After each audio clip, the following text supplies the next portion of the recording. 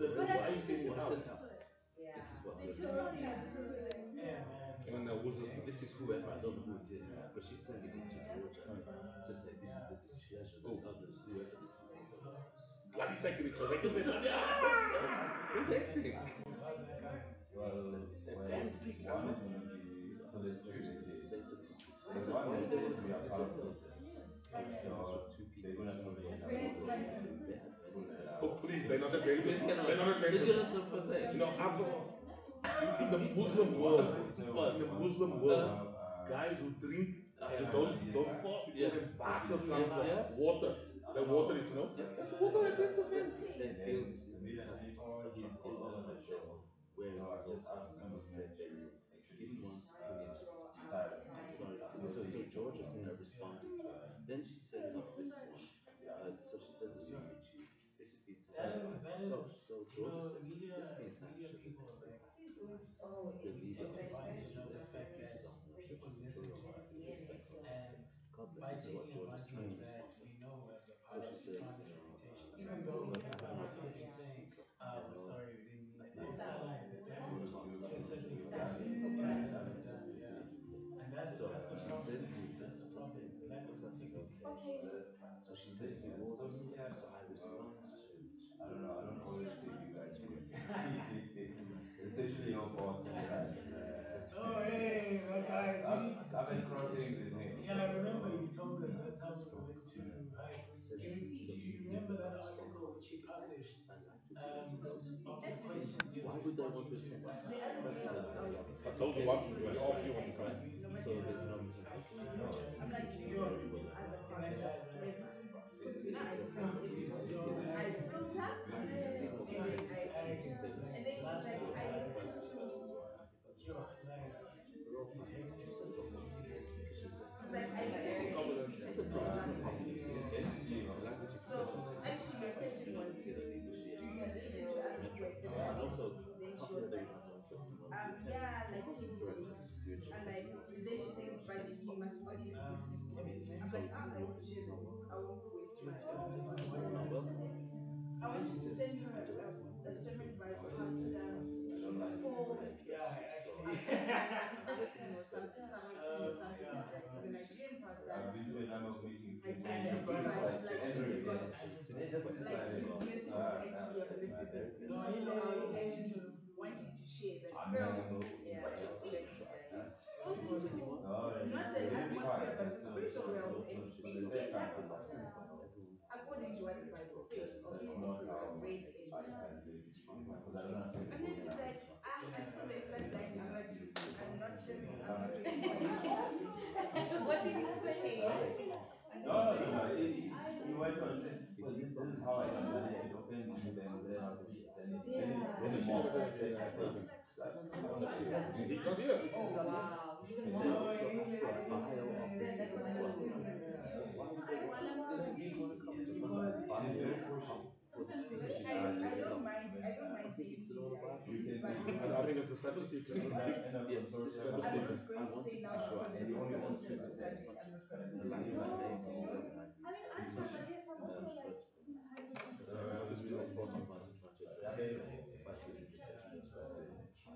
The last thing I want to ask you to do is you are kind of aggressive about the question. English manager. So God bless her, highest must respect. I know the whole group of people might want to attend. Because it's that. Some people don't want him to come. I said, I don't have energy for. Look, I will say, those of members who train energy, I'm not speaking about that particular if you genuine and it's your choice to attend it or not. I don't. I don't have energy for that. I don't have time for this. So if you're gonna push and I can't handle when you like the Afrikaans word is when you call them on this, they jump in. If you go here, they jump here. No, man, but because and that Because it doesn't make sense. So if youth wants to come, then who's the one doing all the cursing? I'm thinking, I didn't respond. You know, basically, she went to the expense in the night lecture to complain to him about the architecture. But the way she presented it,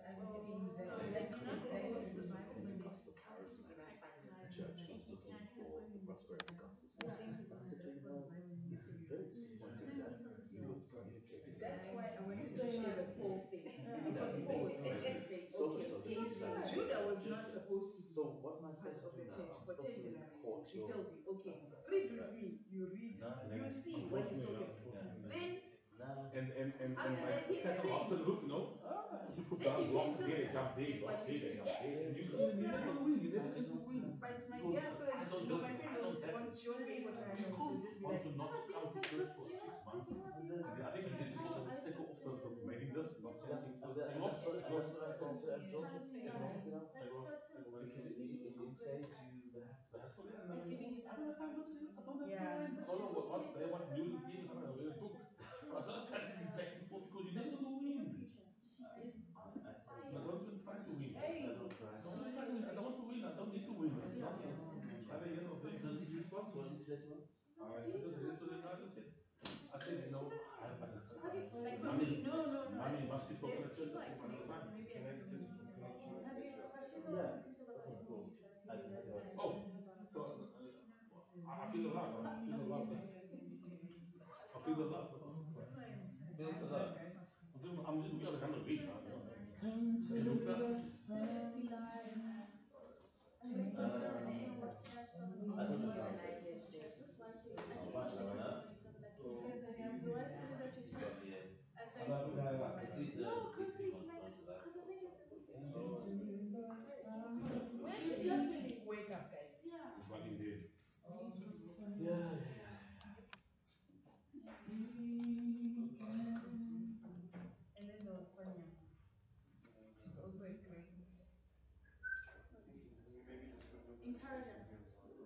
What's this is a Mac.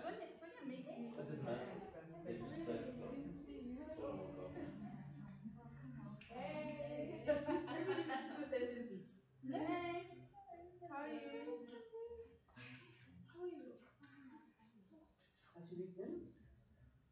Yo, so close. Have mercy. I'm not checking this to see. This doesn't do that stuff.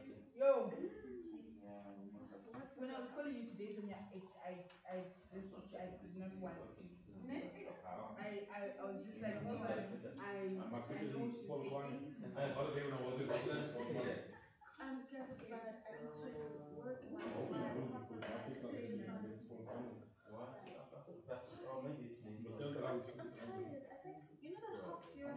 Right. I think that's just new ones. They're just pieces, but new ones that we might grow. When you grow them, they deal with it. Yeah. Maybe. Said you Can you put it on the side? Put it on the side. You don't have to put it on the side.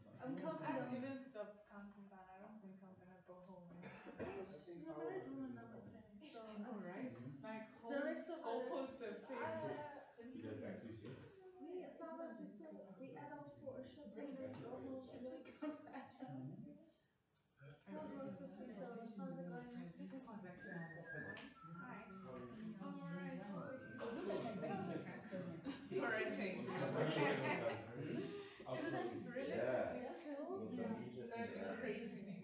That's why I don't have. Absolutely. Yeah. Some interesting guys. Even the drone, they are the drone. They've been in for quite a while now.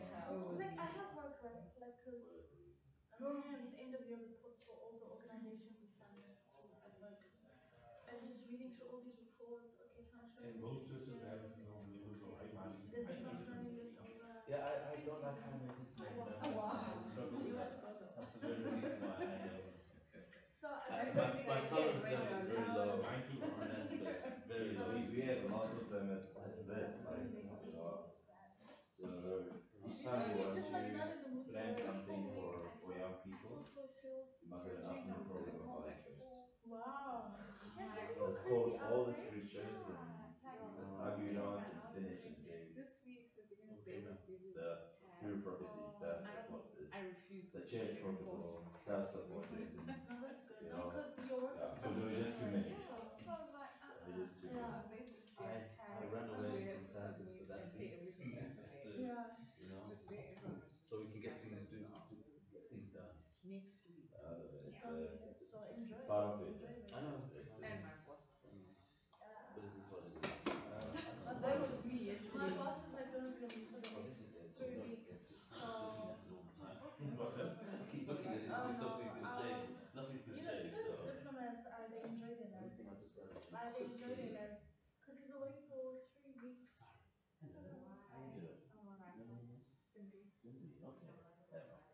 Shouldn't be. No one doesn't know you. Is it? Just I'm saying. just trying to see. I don't know. Yeah. No, I just. Every It's a, day. Everybody just knows I you. yeah, it's did. The problem. It's last a time we were problem. You know taking what I'm the saying? It's test, not And a and problem, it's cool at least. you serious man. Ja, ja, maar dat waren natuurlijk relevant, is dat relevant, so to Yes, say. facts. You see what your mom said? Why? No, I just got that No, infection. he probably knows your No, parents. no, it doesn't. Really? No, no, I'm thinking because we walked up towards you, but now I'm looking at you as well. Probably not. So what's your mom like? No, sir. Okay, no, so No. no, inshallah. Time to make money. Hmm? Let's save. It's time to make money. Save More like money. save. In life. There you go. Making money, that's another thing I don't think altogether. they should have worn this. Yeah, he like Tell me about it. Actually, I'm Hi, gonna tell my people. parents when I see Morning. them. Hi. Morning. Morning. Lashe. Okay, Lashe. Morning. How are you? Hello, how Let's are say, you? how are you doing? I'm okay, thank you. Yeah. It's opposite. It's at 6 o'clock. Oh, so Lashe? Too ambitious 6 o'clock. how was That's what I thought. I was thinking to myself, How are you? I was saying to how was myself, these folks are well. SAPS? This is well How's ambitious. SAPS? 6 o'clock story. SAPS is not. South Thank you, African Mama. Police Service. Yeah, you're fine. Thank you, Mama. Want hoje só que isso. Thank you. Ik heb niet eens SAPS. Nee. We all printed this. And look, I know what SAP is. So SAP. You say SAP is. South African Resources. Yeah, no, I thought you said SAP. Yes. I know what SAP is. Those guys.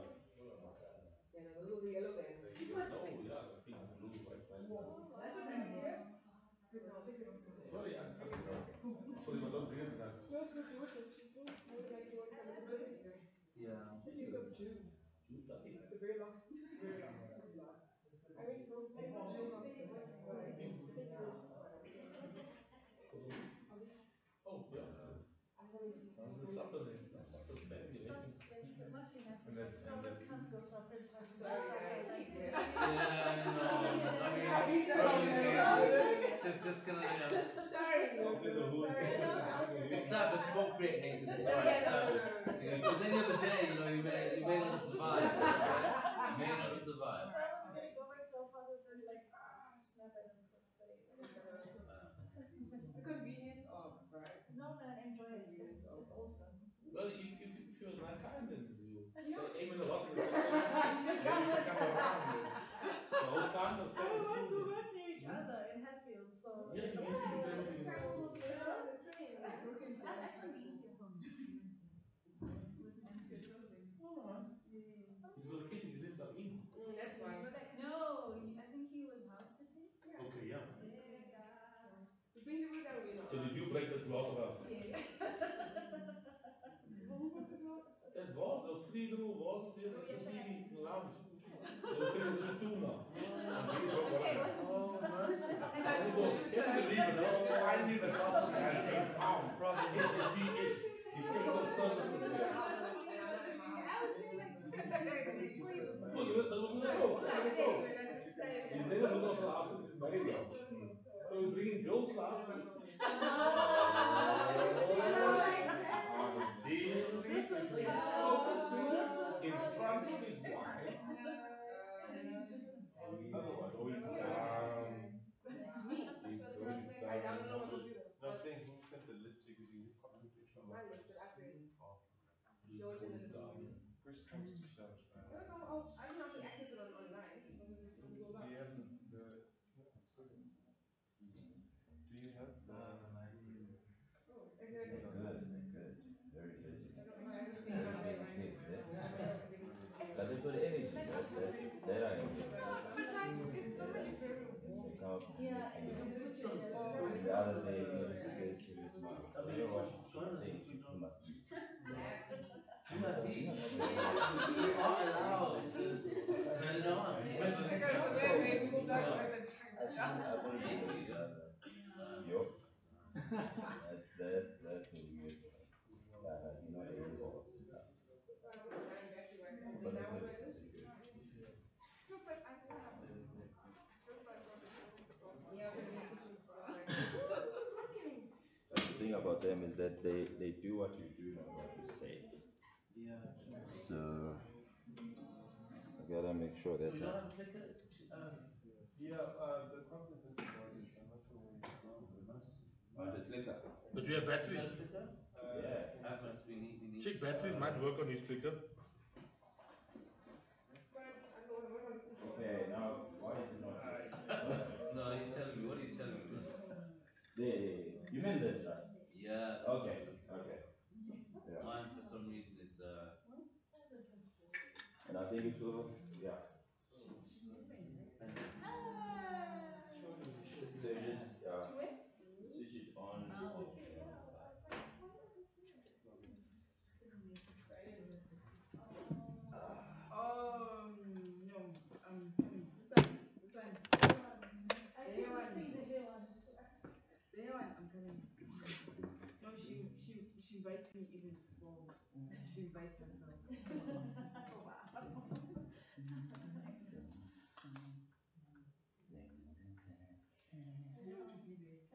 I'll come with my Brazilian. That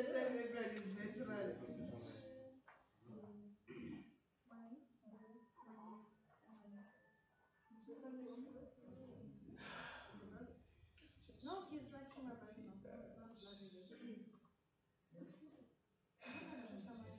Just say not a black and white Yeah, I used to.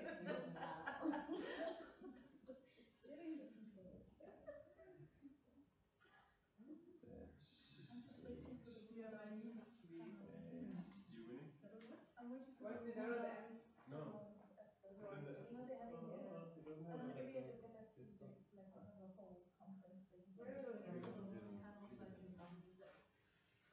try and use this one. I don't know if there's an app. That used to be in the switch. No, but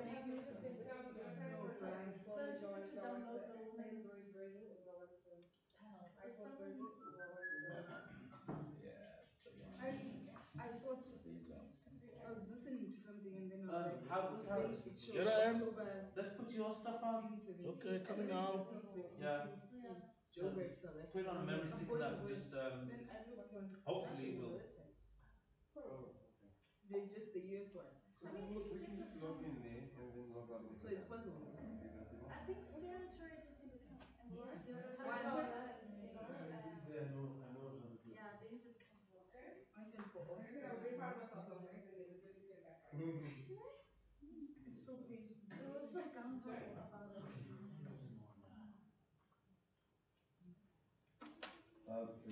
Should I WhatsApp you the links or that's fine? Okay, I'm gonna do that. Yeah, please. Cold. That thing is essential, right? The IT man. Look at the pages. I prefer to do the, I prefer to do that, man. I prefer No, to do after all these years I've been working with you, I mean, the iPad, you should have moved on there. You should have really, come on. Yeah, you know what? I can't see. It's too small. Wow, excuses, excuses. Stories. It gives us stories. That's what it does. Plenty of stories. I have to put the thing like picking my feet in the bed, because the thing is the bed. I use the iPad. I can't lie, but like in my heart, I'm just like, Lord, I need to prepare adequately for this weekend because it does Why take can't I all. see it? You can't see it.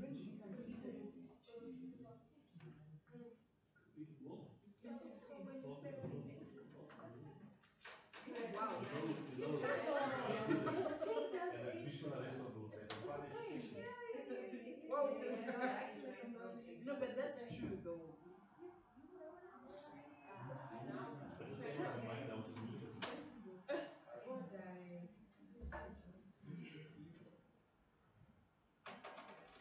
Ah, what am I seeing here? They pushed me to shove.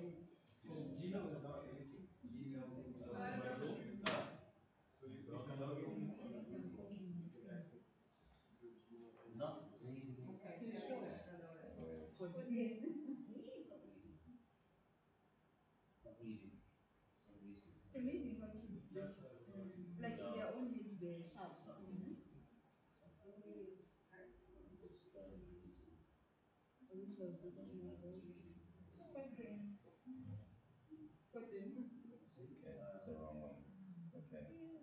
Oh, then look at my friend's baby. She's so small.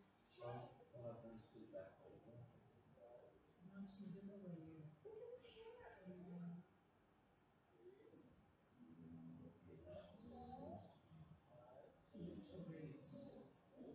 She can count.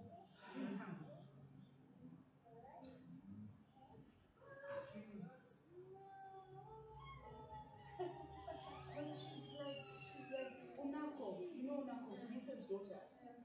Lisa's like, what's this? Circle. What's this? Square. And you're like, Unako, you're not even a crush. What's going on here? What is this brain doing? Maybe all night. Apparently, part of my system, I did that right. Well, me, by the time my children are born, they will be able to quote Ellen White. I'm saying it's true. By the time they are born. Yeah. Wow. They Okay. must just do that job. Okay. That job. If kids are this brainy at one, No, I don't want my child to be that big. They must just be good at they must just quote Ellen White. Can you put the Bible first? You must put the Bible first, yeah. Yeah, no, don't worry, they'll The quote bigger light, the Bible. lesser light, next lost. The Bible will be first. But you were saying Ellen White one time.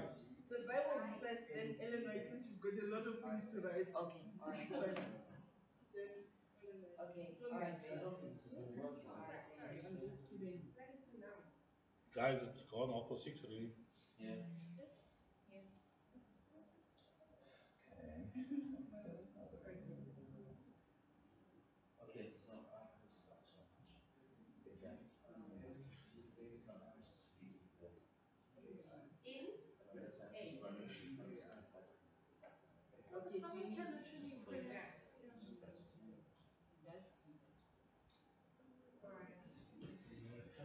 yeah, we stopped. Where two or three are gathered. That's what the Bible says, man. Where two or three are gathered, it is good.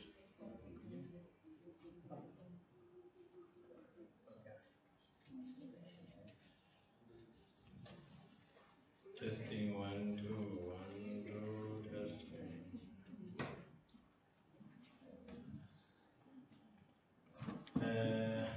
Good evening, everyone. I'd just like to open in prayer before we do anything. Just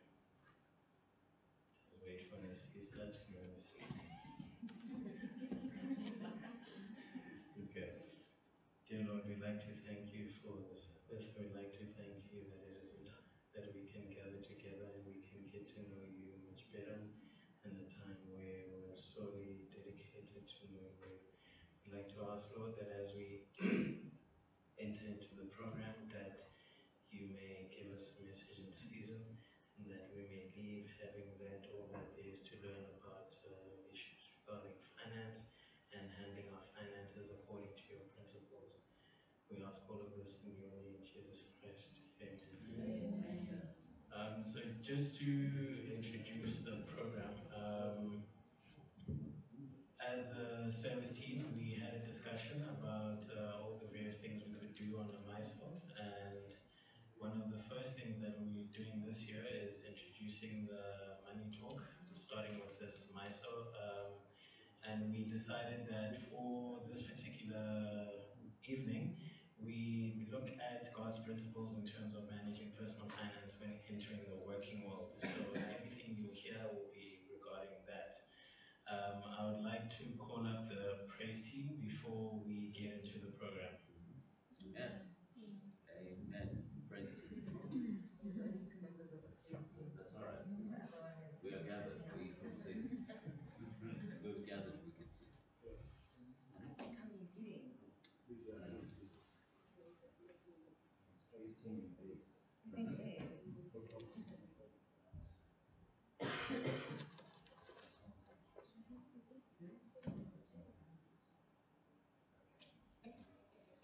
Okay. There we go. There we go. He loves that voice, I think.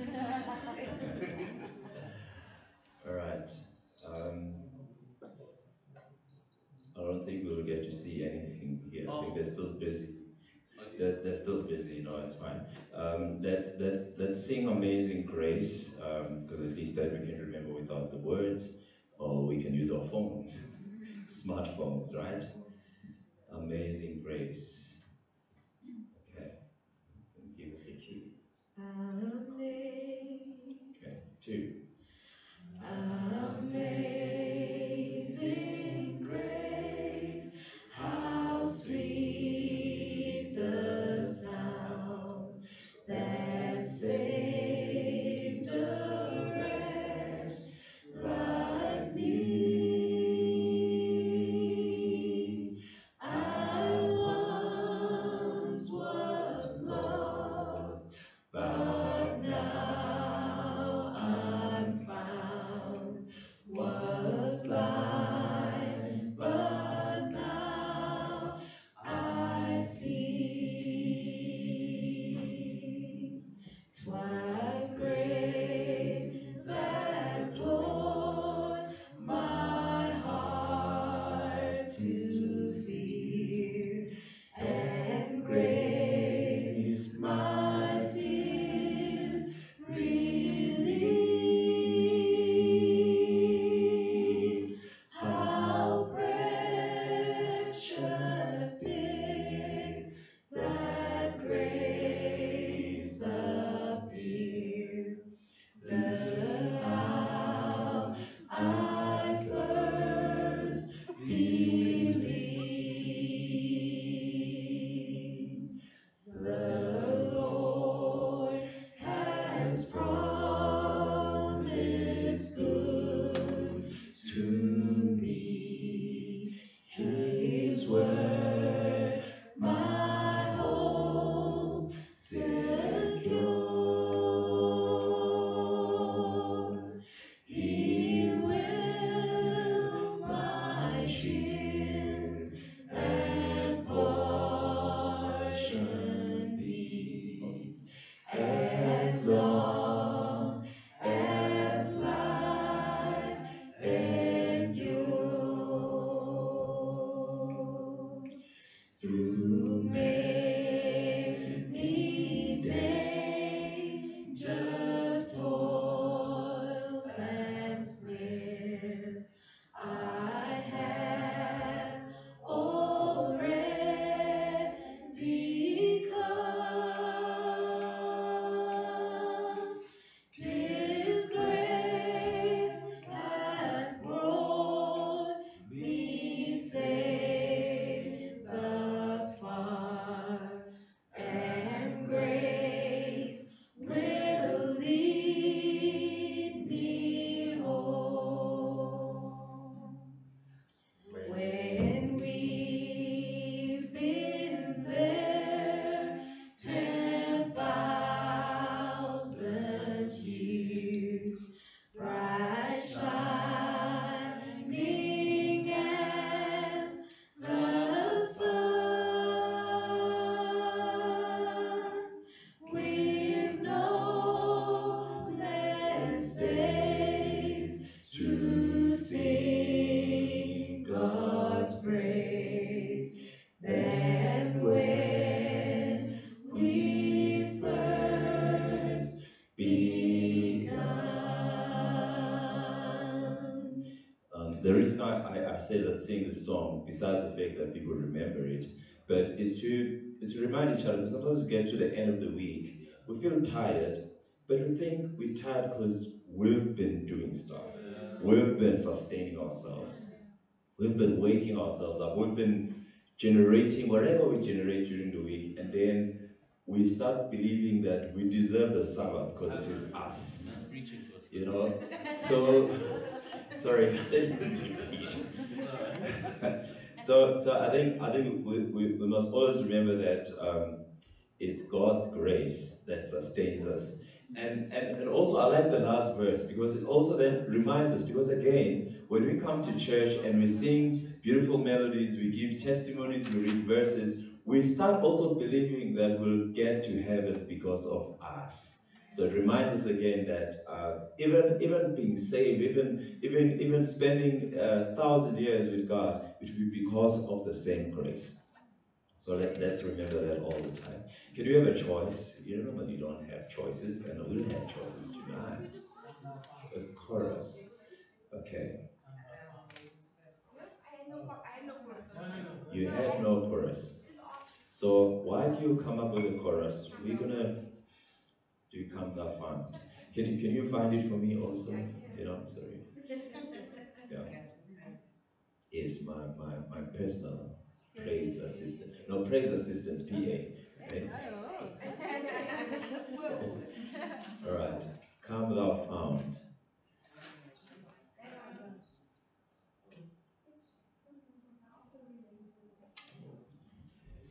Thank you. Okay. Can you give us the key?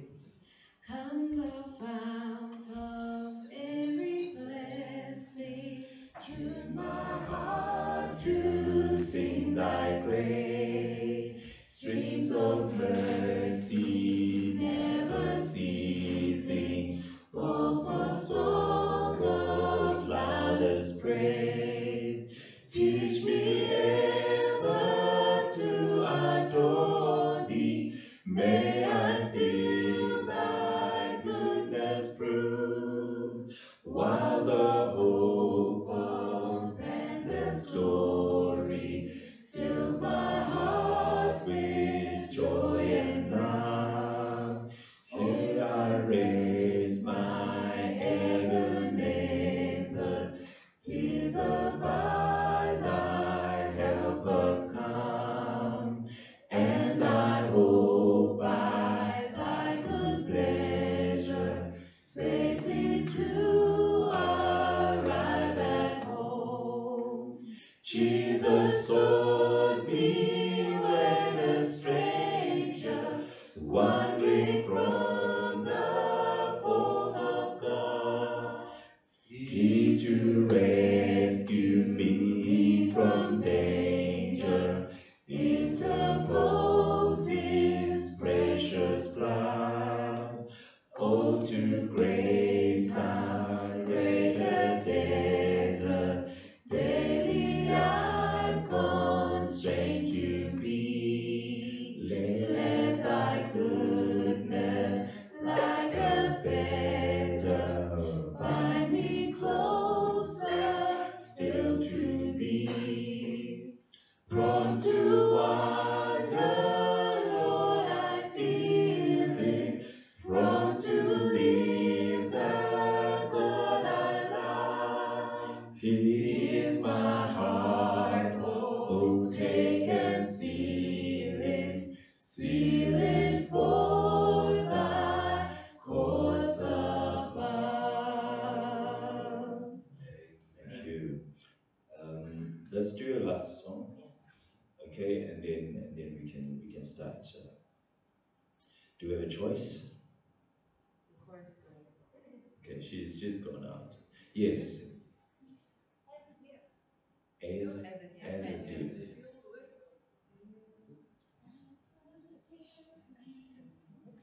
as a deer. as a deer panteth for the water, so my soul longs after you. You alone are my heart desire, and I long to worship you. You alone are my strength, my shield. To you alone may my spirit yield. You alone are my heart desire, and I long to worship you. Don't know the second verse. I want you more than earth.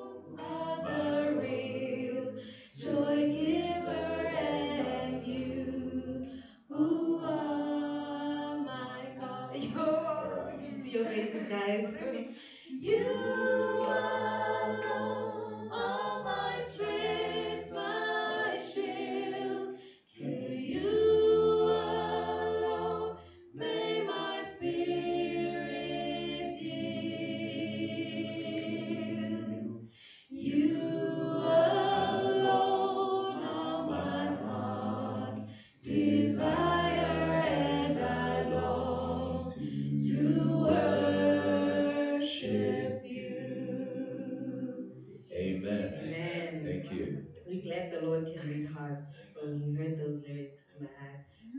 Amen. All right, all right, all right, all right. I'll take a seat. Hello, everyone. Happy Sabbath. Happy How we Sabbath. doing? You know, just sitting here and just looking at the audience reminded me of something funny when I was, this was probably over, gosh, probably about 26 years ago. And I was racing to a week of prayer. And the car that we had was a old Ford, a very old Ford. And it was myself and Paulette and Rochelle and Jordan, the little babies in the car. And we were at a stop street. And as we were at a stop street, somebody crossed over. And I noticed the bonnet of the car bubbling. And as I noticed the car bubbling, it was catching a fire. And then literally I said to Paulette, get out the car, get Rochelle and Jordan. And as we raced out of the car, I forgot my Bible. So I ran back into the car, got my Bible, and just as we got across the road, the car exploded. It's crazy, really crazy stuff that happened. And then I said, but Paulette was looking at the car and I was looking at the car. I said, but we need to get to the week of prayer because it's starting. And so the police came, fire engine came, but I couldn't care less about the car. The thing was I needed to get to the week of prayer. So the police were kindly, the British bobbies, took us straight to the week of prayer, burst into the church, and there were two souls there. But I said, where two or three are gathered. And we had church. And so that was an interesting, it just reminded me, that moment in time, because where two or three are gathered, Jesus is here, amen. And it means that we're still gonna have a blessed time. The question is, why are we here? Why are we here? Why are you here? What's the reason you came? Give me a reason you came. What's the reason you came? Came to learn about what? About finances. Did everybody just come to learn about finances? Probably yes. Okay. What do we want to learn about finances? Now let's throw that out. Let's get a bit more specific. What do we want to learn about finances? Healthy habits. Healthy habits, okay. How to manage. Sorry? How to get rich. Get rich. Wealth creation. Hmm? Any other reasons? Any other reasons? Why is money important to God? Why is money important to God? Why is that television not working? That TV is not working. It's not turned on, I don't think. Which one? That one's not turned on. This TV just needs to be switched on. So, It's does it need a outside. remote? No, it doesn't need a remote. It's just, I think it's just switched on at the side. It's an old TV. Back those days, you could switch it on still. Um, is it? Maybe. Because then I can't see anything on. Where's Rufi? Is he gone? Yeah. Oh dear. Okay. No visitors. Oh dear. Okay, right. So guys are climbing. Doesn't mean I have to spin it each time then. And then there's a strictly thing going. Unless one of Sharp, them. what's the name? Sharp. Sharp. Sharp. Sharp. Sharp. Ah, Oh, something happened. We're back on, we're back on. Not as old So, as your as I thought, Ah, there we are, there we are. Okay, thank you very much. So we're here to obviously talk about finances or money or God's view of money. And one of the things I thought I would do, and obviously Pastor Rousseau is here. We thank you that EXO is here. We thank you for the service team for putting this weekend together as well. And at the end of the day, no matter how you cut it, money's a big deal. It's a big deal, you know what I'm saying? And not only is it a big deal, it's something that we have to contend with every single day of our lives, from the cradle to the grave, so to speak. And so it becomes very important that as children of God, we understand and have a right appreciation and understanding of money. Now, I put my hands up because I think I've preached enough of my sermons to show how many mistakes I made to get things right, and even when I get things right, I still get things wrong. So we're all saved by grace. Somebody say amen. So as a result of that, I can safely say I'm not where I want to be, but I'm certainly not where I used to be, because that's the progression that God requires of all of us in this process of sanctification, is that we get more disciplined around this thing called money that He has permitted for us to have. So to Mzuza's point, he said, we're starting from the basis of assuming that you're about to enter the workplace, you've got your first job, now for the first time you're getting money, it's a big deal. Now, everybody here, I would assume, has had their first job. Let me just check here. Nobody's still, anybody looking for the first one still? Anybody looking for the first one? Okay, that's all right, that's all right. Okay, because what was my first job? My first job was in telesales, and then it was washing dishes. So, Oh, I nice. wasn't, yeah, I was washing dishes 16 hours a day. But, that's money management nevertheless. And it was money management for 16 hours a day, washing dishes, having two little children. So that was the beginning. So we all start from humble beginnings. I'm sure Howard, you started from humble beginnings. What was yours? What were you starting with, Howard? I started as an apprentice. As apprentice. Okay, right.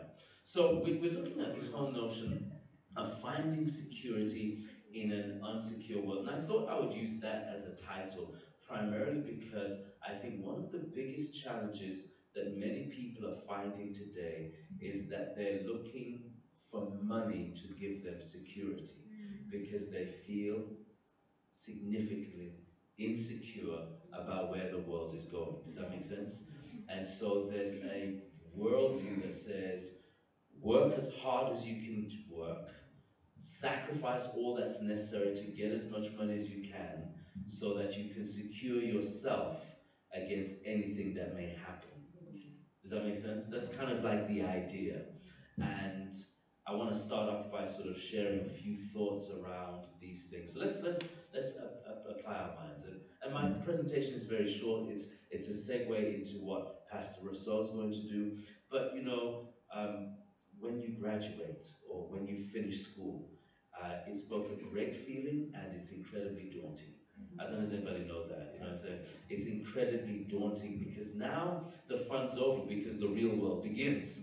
And the real world begins with applying for those jobs. And, I don't know how many you had to apply for, but mine was hundreds to get the dishwashing job. You know what I'm saying? You know what I mean? But applying for so many jobs once you finish school or graduating, daunting stuff. But do you remember when you first got that letter that said you had been accepted for this particular position? Do you remember? How did you feel? What made you feel excited? Was the money? Okay, so the days of being broke were like over, and now you can. What are some of the things that went through your mind the moment you heard now that you've got your job, you know what your salary is? What was going through your mind? Well, then I stopped asking money from my mom. Exactly. So the independence is finally mine. And I I hoped. can. That's what you hoped. So you desperately crave the independence. Yes. Now, so we move from this graduation phase to finally we get a job phase. We got an income now, and so we begin to dream about possibilities.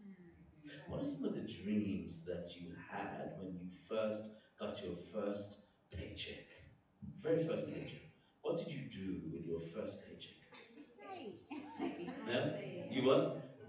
I went to Swaziland. Okay, you went to Swaziland. Bought a shoes. Okay. You're still in college. What did you do with your first paycheck? Well, I sent most of it to home. Sent most to home. Pay first paycheck. Ah, I was already thinking trips. I already started saving towards into my first international trip. First international trip. Okay. All right. I gave everything, the sealed packet to my mother. Just gave the sealed packet to my mother. You know what I'm saying? So that first paycheck gets us going, but the bottom line is we begin to dream about possibilities. When you earn your first salary, when you first got a job, now you can begin to think about your independence. And if you're going out with somebody, that means you're now moving into the first possibilities of getting some stability in your life to begin to possibly create the conditions to be able to ask that question. You know what I'm saying? I do understand we have yet to talk about black tax and all of that stuff. It's not, because there's some things we got to give. But the point being is that we begin to dream, and I think this is where it gets very interesting. If you go to my next slide, because it would appear for many people that, and it depends on how you grew up. How I grew up in my home was that we were forced to save. So even when my uncles and aunts came and They gave us money. It was promptly taken out of our hands and put in an appropriate place called a place to save. Any money we had, we were taught that you gave offering on it. You couldn't return tithe on it, but certainly had to return offering on it. I don't know if anybody had that type of experience, but that's the kind of experience I had. So saving was a very big component from a very young age. With the pennies that my father and my mother would give me, we were always, always, always taught to save. But I realized that not everyone experienced that.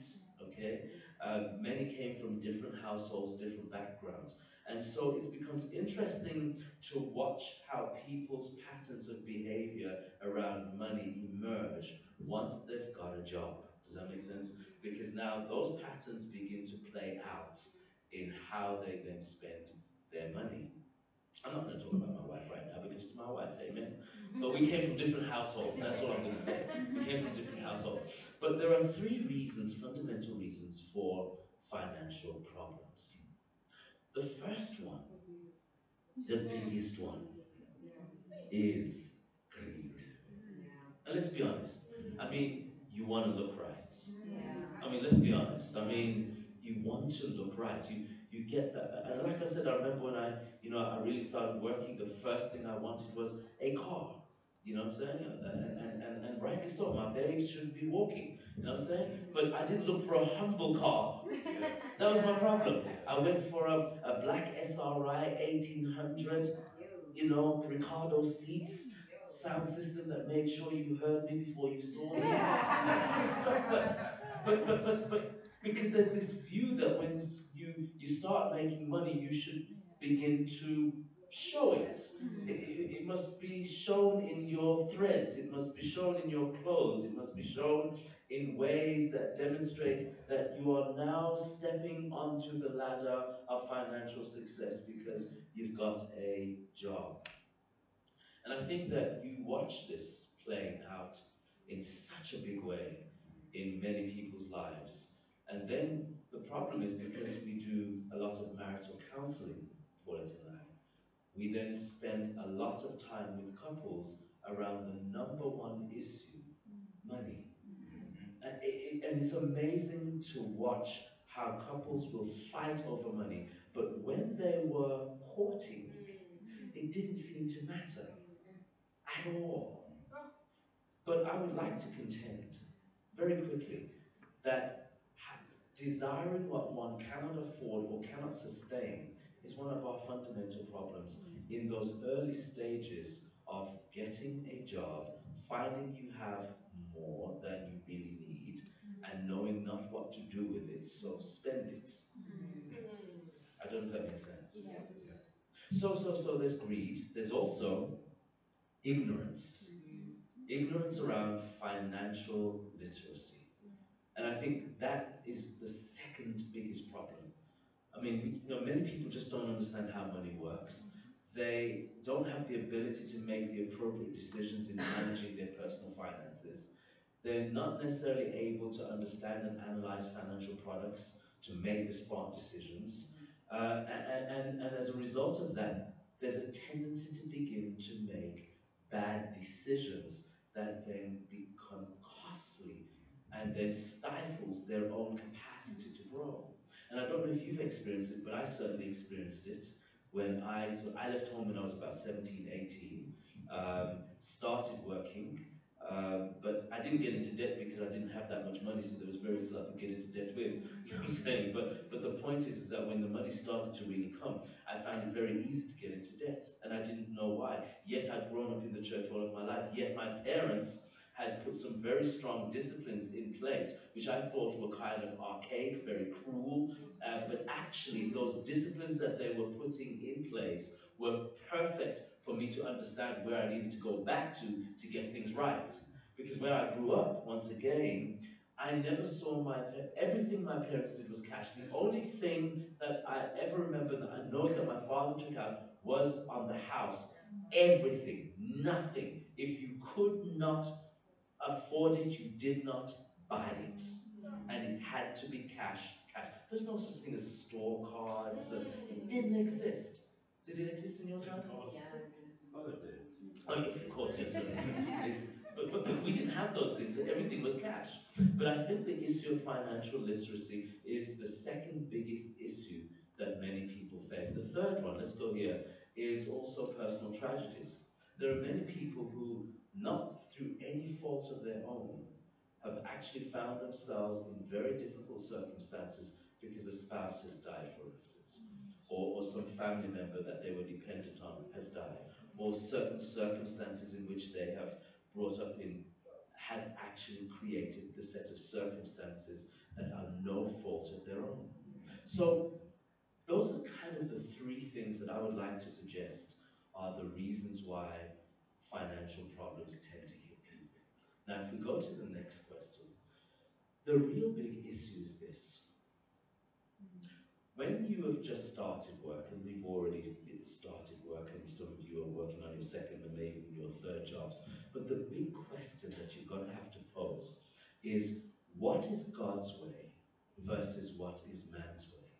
I mean, one thing that becomes very evident is that once you start making money, they want to give you as much credit as possible. Did anybody experience that? Yeah. Yeah, they'll throw the book at you. They'll throw it at you. And if one is not careful, one can easily succumb to those type of temptations.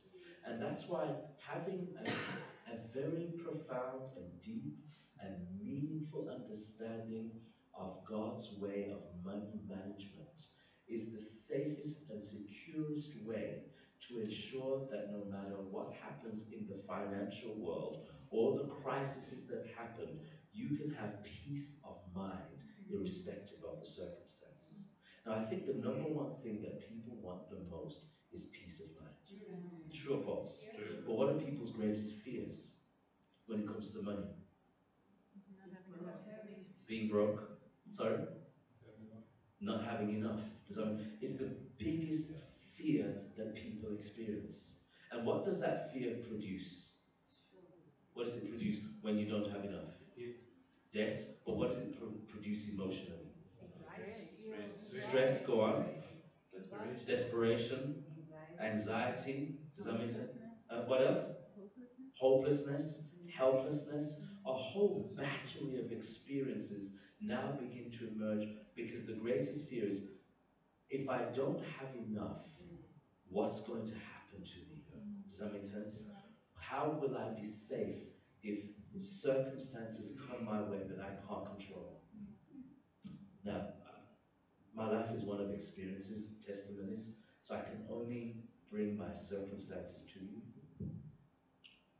During our missionary years, um, when I started in this country, um, I was a chaplain at Gachis Laratong Hospital in Krugersdorp.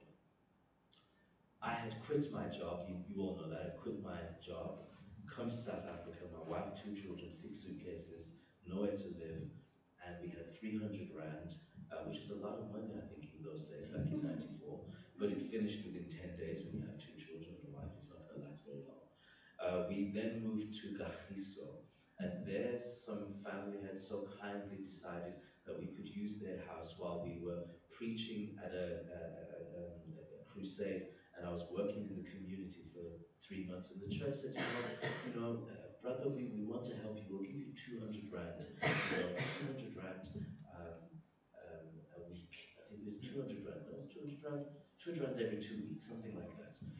And just to help you over. And Paulus and I would take that 200 Rand and then say, there's the tithe, there's the offering, there's person's helped, and then we'll work with what we've got. This is how it all started, And in my Bible at home, which is the oldest Bible I have, which I bought in the United States back in 92, and it's been with me throughout, I have written there all the times that we've given and there's never enough to take care of anything. And somehow how God would always come and provide. And we would document that. And we've deliberately documented it because we wanted our children to see and remember the stories, all of the stories Now, I'm sharing this piece. Why? Because there came a time when crisis hit. Paulette got her first job, and it was interesting because back in the day, women were taxed more than men because they were actually not supposed to work. So she cried when she came home and discovered how much she was being taxed. Yet we agreed we must remove the tithe, the offering, persons helped, and see how God was going to provide. I have come close to eviction on two occasions in those early years where there was not enough money to pay the rent. Not because we were not frugal, there just was not enough. And they came to evict us. Anybody been evicted? Anybody come close to eviction? Okay, that's good. We're going to keep it real. We're going to keep it real. Come close to eviction. But I, once again, in my stories, saw how God intervened. Not because I went to beg anybody for any money, look for any money, but God stepped in and provided. And I can only conclude that it's because there are principles that if you operate on consistently, He will open up the windows of heaven when you need it most and provide your needs. Does that make sense? Now, these seven principles I have sought in my own personhood to live by because I think they are crucial. I'm just going to give you the seven. The practical issues are going to be worked on as we go through this weekend. But my first one is what I call the law of dependence. The law of dependence. Now, the law of dependence states that one must recognize that God is self existent, eternal, and creator of everything, and only adherence to the law of dependence can creating beings find true security. Now, what does the world put its security in? Sorry? Work hard, get money. Insurance. What else? Stocks, bonds, property. Does that make sense? They put security in all of these things because that's where their dependence lies. Does that make sense? But one thing I have realized for myself is that there is no dependence that I can have in all of those things because those things are transient at best. They can go in a moment. But there's one thing about God is that His word is true. Does that make sense? And He never comes short on His word. And He is requiring us as His children to put 100% of our dependence on Him. That means when we are faithful to Him, we are leaving the consequences to Him. Now, I need you to understand that. Because I don't know how you feel about leaving the consequences to God when you've done all that you know you should do, but what you've left with is not enough. Can you put your hands on your heart and say, Lord, I'm going to leave the consequences to you? Does that make sense? So, let me explain. Leaving the consequences to God when I was being evicted was God was saying, I need you to go to England to do camp meeting. And I said, Lord, but the family, we have 2 weeks, there's no money. And the Lord is saying, but go. Does that make sense? But Lord, if I go, what's going to happen to Rochelle and Jordan and Paulette? Go. I cried on that bed. Rochelle and Jordan remember it very vividly because I said, children, I have to go because I know what God is requiring of me. But I want you to depend on Him because nothing is going to happen to you. Because if I'm going to go and do His bidding and we don't have enough, then we must leave the consequences to God. I came back and the house was still there. I came back and not only was the house still there, but God had provided in such a way that now the rent or the deficit was paid off. Does that make sense? But I went away, listen to this now, but I went away for a break because the whole experience was amazing. So So I went to Durban and said, family, let's go to Durban just for just for a little rest, just for a little rest, just for a weekend, just to lay our heads. We've been through so much. And while we were away, somebody broke into the house and stole all of our clothes and all of our furniture. But I said, the Lord is good. Because dependence on God means I wasn't there when they could have committed great crime. Does that make sense? Because the things that you put security in are transient at best. Does that make sense? So I'm going to leave the text for you to read. You can take a picture. If you want the PowerPoint, you can have it. Okay? Not a problem. But I want you to understand the next piece is not just the law of dependence, but also you must first have His counsel, His wisdom in your life. This is crucial, my friends. Not your own wisdom, but God's wisdom. You know that the Bible says, in all thy ways acknowledge Him, and He will direct your path. Does that make sense? Now, the Bible is full of money literature. I'm sure it's going to be discussed. Does that make sense?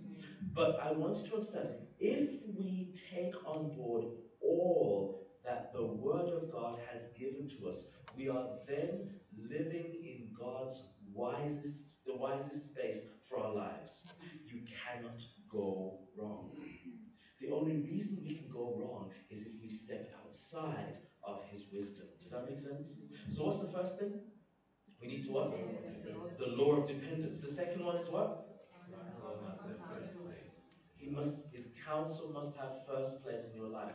Now let me tell you, it's one thing to say yes, but the real test of whether you apply God's wisdom in your life is in moments where self-preservation comes up. Now let me talk. I don't want to mind. Self-preservation is our biggest problem. Oh gosh. I don't like mics. Self-preservation is one of our human nature, humans, it's one of our biggest problems. Because the moment we feel that we are not going to be able to preserve ourselves, does that make sense?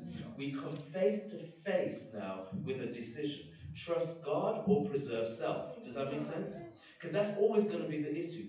Trust God or preserve self. Remember I shared with you the time when my car, this was during my delinquent financial days, where the car was going to be taken. The guy came for the car. This was all in England, so by the way, so remember 24 years clean, you know what I'm saying? Amen. AA, I was an addict when it came to spending money. But the point being is, it came to the house, does that make sense? And it's Sabbath, and people are in the house, we're having a worship. He's coming now to take the car. He says, either you give me the money or I take the car. I've got the money for the payment. Does that make sense? But the problem is, it's Sabbath. Do I give him the money? Does that make sense? And save the car? Or do I say, can I do it after Sabbath? Which one do you do? Does that make sense? The car's going to go, and if it goes, they're going to sell it, and then you're not going to have anything to move around in. And so in moments of truth, you will be tested around how much you're willing to either preserve self or give up self and trust God to take care of the consequences. Does that make sense? And we're always going to face that over and over and over again. This, I would like to suggest, is critical. Next, point 3. Your purpose in life is to glorify God. This is another crucial piece. There's only really 3 basic reasons for money. It's to, number 1, advance the cause of God. Number 2, provide for personal needs. And the other is to provide for the needs of others. That's it. There's only about 3 reasons. So, one of the biggest things, and I want to talk about advancing the cause of God, is that you can't, Satan's number 1 studied aim is to ensure that you cannot participate in advancing the cause of God. You do know that, don't you? So he's not just after you, he's after ensuring that the gospel cannot be moved at the speed and the pace that God wants. So his number 1 aim, therefore, is to mess you up in debt so badly that when the offering plate comes through, you just have to keep looking at it. I mean, forget the offering plate, because at Metro, what really goes in the offering plate is very small. It's EFT. Now you're struggling to press the button. Does that make sense? Forget it. Just to even load up is the problem. Does that make sense? Because now, if he's got you in a whole hope of debt, you can't think about tithe. You can't think about offering. You can't think about tithe, double tithe, triple tithe. You can't do it. Does that mean it's not that you don't want to, but his strategy has worked because the giving can't occur. So when we started Metro, for instance, it took a huge amount of faith to step into the space of what we were going to do here. I'm sharing this with you because at the time, and we've already shared it with the conference we've done before, they wanted from a few of us to get this place. They said, well, you want this place? Yes, yes, yes. Well, you're going to have to put 500,000 down. Now, there were certain deals that had come through, which would be useful for one's personal needs. Does that make sense? Between the several of the core founders of the family. But there was a recognition that God's cause needed to be advanced. Does that make sense? And since it needed to be advanced, whose was more important, my personal need or God's need? And at that time, we said, you know what? Close our eyes, pray. Let's sign the document. Let's give them. Let's start. Let's start. And we have seen God do absolutely amazing things. Because when you are able to give to the cause of God, do not think for a second that He has not got plans to expand you. Because He knows He can trust you. See, most people turn around and says, Lord, if you give me a lot of money, this is what I'll give you back. But He's saying, can you just start with what you got? Don't give me no promises. Show me that you're trustworthy. Because if you could show me that you're trustworthy, then guess what? We can talk bigger things. But we can't talk big things if you can't even do the very small things. So understand, advancing the cause of God, in my mind, is number one. Does that make sense? Number two, providing for the personal needs of self and the family is a very important component. The man who does not eat, the Bible says, the man who does not work should not eat. Does that make sense? So work is important. It's very important to provide the needs. But even then, when you have advanced the cause of God, and even though you're taking care of your personal needs, which is what is going to be discussed over this weekend, you've got to ask, what of your personal needs should you be spending on? Does that make sense? Because not everything that you want, you should get. Not everything you see, you should get. And it takes quite a little bit of self discipline, which doesn't come easily, even for me. So I'm going to be up there. But that is why, praise God, marriage is useful, because then the both of you have to debate, and one has the veto capabilities. I don't know if that happens in your space, but the veto capability is very useful in marriage counseling. You'll discover it's a very important thing. That veto is crucial. I used to say to Paulette, babes, I'd really like this sound system, and she said, not now. I said, okay, babes, okay. Year one, year two, babes, I think this would be a route. Not yet, Errol, not yet. Year three, babes, but I really think the time. But when I came 50, then she said, you can have it. You know what I'm saying? I was very happy. But that's the beauty of the veto capability, because it's about restraint and the discipline of waiting. Does that make sense? But the important piece I want us to understand here, once again, you can look at the text, is that you are here and I to glorify God in whatever we do. And in our money, there is nothing as significant as glorifying God with how we use our resources. No? Got that? So number one. Number two. Number three. All right, very simple. I just want to make sure. Not going to use rocket science. Let's go. Okay? I like this one. Prosperity is having what you need when you need it. And I wrote it, I had to write that. God has not promised that because we are Christians, we will be wealthy. Can we just put that on the table? This is important. And I'm sorry to break the bad news. He's not. He has not promised that we will be wealthy by the world's standards. But He has promised that if we serve Him, He will provide our needs. And He will be with us wherever we go and give us peace in our hearts. Yeah. Can I just ask, like, in terms of needs, can I Yeah, ask, go. like, can I ask, like, in terms of needs, is it, are we speaking, because there's wants as well. Yeah. So is it, does He provide with wants, or is it just your needs? Yeah. Yeah. Okay. So needs are relative. So let's understand needs are relative. I gotta put that on the table. You know what I'm saying? It's very relative, okay? And I work from the view that God knows what it is you need and will supply what you need. I have discovered that many things I want I never get. Okay, but the needs are generally supplied. Does that make sense? But my wants, there's and I have to think about carefully, even when I have the capability to get my want, whether I should really be doing If that. you need it. Do I really need it? That's the big debate, which causes long decisions. It takes time to make decisions because I've got to look at God in the eye and justify why I did this. Does that make sense? So it's important for us to, and I think as we go through this, like I said, I'm laying very simple foundations to begin the journey with. Does that make sense? But I understand prosperity is not having, and let me explain it this way. I've asked God at times, okay, give me a 10-year horizon. 10-year horizon being enough money in the bank for 10 years, just in case. Never answered that prayer once. Never.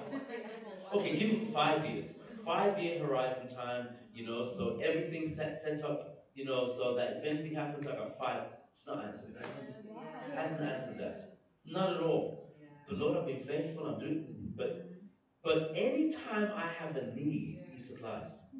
And I testify of this again because when we were to send our children to school in London, or even when they went to Asia and then went to London, and at the time when Metro was starting, the Lord challenged us to increase our giving.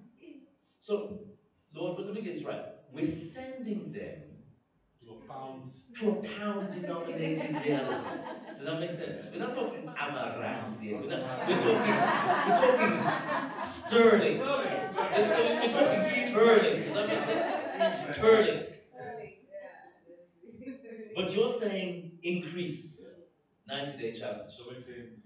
But send them there. The horizon is not in place.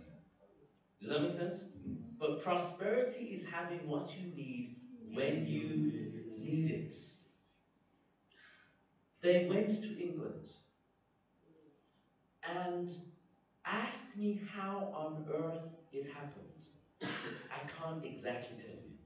But the Lord provided everything our children needed whilst they were in England until they finished. And then guess what? Then the money started to go back to normal. Now I wanted it to continue because now there's surplus. Do you know what I'm saying? But it's like, no, no, no, no, no.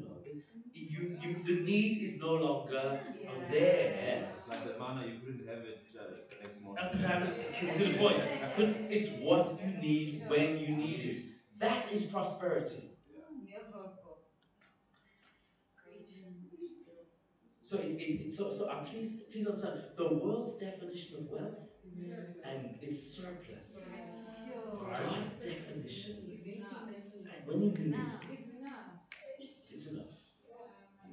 I've watched it over and over and over and over. I've watched it in our business. I've watched it in so many different ways. Let's leave that there, okay? Next one, next one, next one. Much will be spoken about this. Debt is bad. You, yeah. There's going to be much, I'm sure, said on. If you follow this simple principle, it would do more than anything to bring peace and prosperity to the cause of God, rather that than the stress and strife to your life. I mean, the Bible speaks about it. It's there in Proverbs, Deuteronomy, Romans. I mean, to go on, the issue of debt. One has to be very, very careful what type of debt is considered sure there's going to be conversations around that. I'm simply giving. And I think that's one of the reasons why in the church we don't see it. If I had a vision for Metro, and the vision for Metro that I have is that we're a debt free church. Because imagine a debt free church, what then we could do for God. Sure. I mean, it blows my mind Yeah. that statistically only 20% of the population of any church actually are faithful. Could you imagine if we if we got to 50%? Sure. Do you understand? Do you understand what we're accumulating in the storehouse of heaven?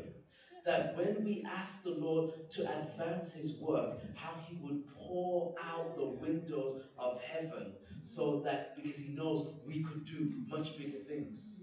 The dreams that I believe God has for the church have yet to be realized because we haven't taken on board the principles that he has put in his word to not only give us prosperity, which is what, by the way? Yeah, infinite. Yeah. As opposed to wealth. Does that make sense? Yeah. To give us prosperity. I've got no problem with the prosperity matter there. I got no issue because I understand it now. Does that make sense? But imagine if just 50% of the church was faithful in giving. Imagine if 70% of the church was just faithful. Because let's understand, it's not the amount that you give, it's how it accumulates in the storehouse of heaven and how he brings it back. Let me tell you, Yo. that's that is what gets me excited about possibilities. Our church has yet to fully realize the potential that we're meant to have. Yeah. But that is bad, and we'll talk about that. Okay. I think this is a crucial one.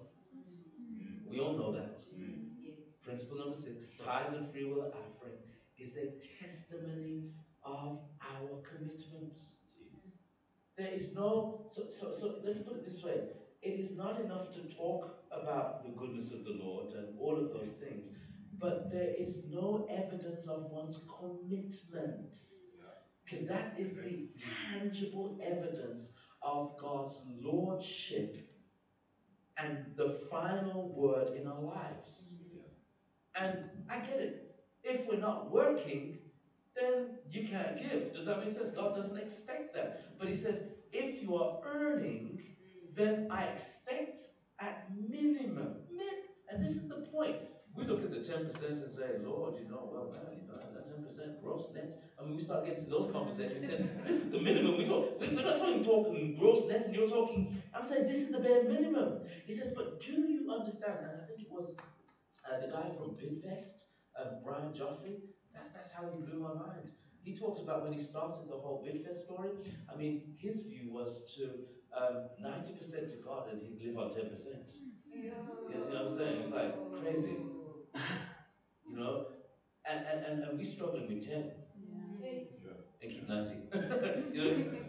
Think about it. But God is saying if you the part of the blessings that he desires to give us is tied up in our faithfulness, not just in our tithe, but in our free will offering him.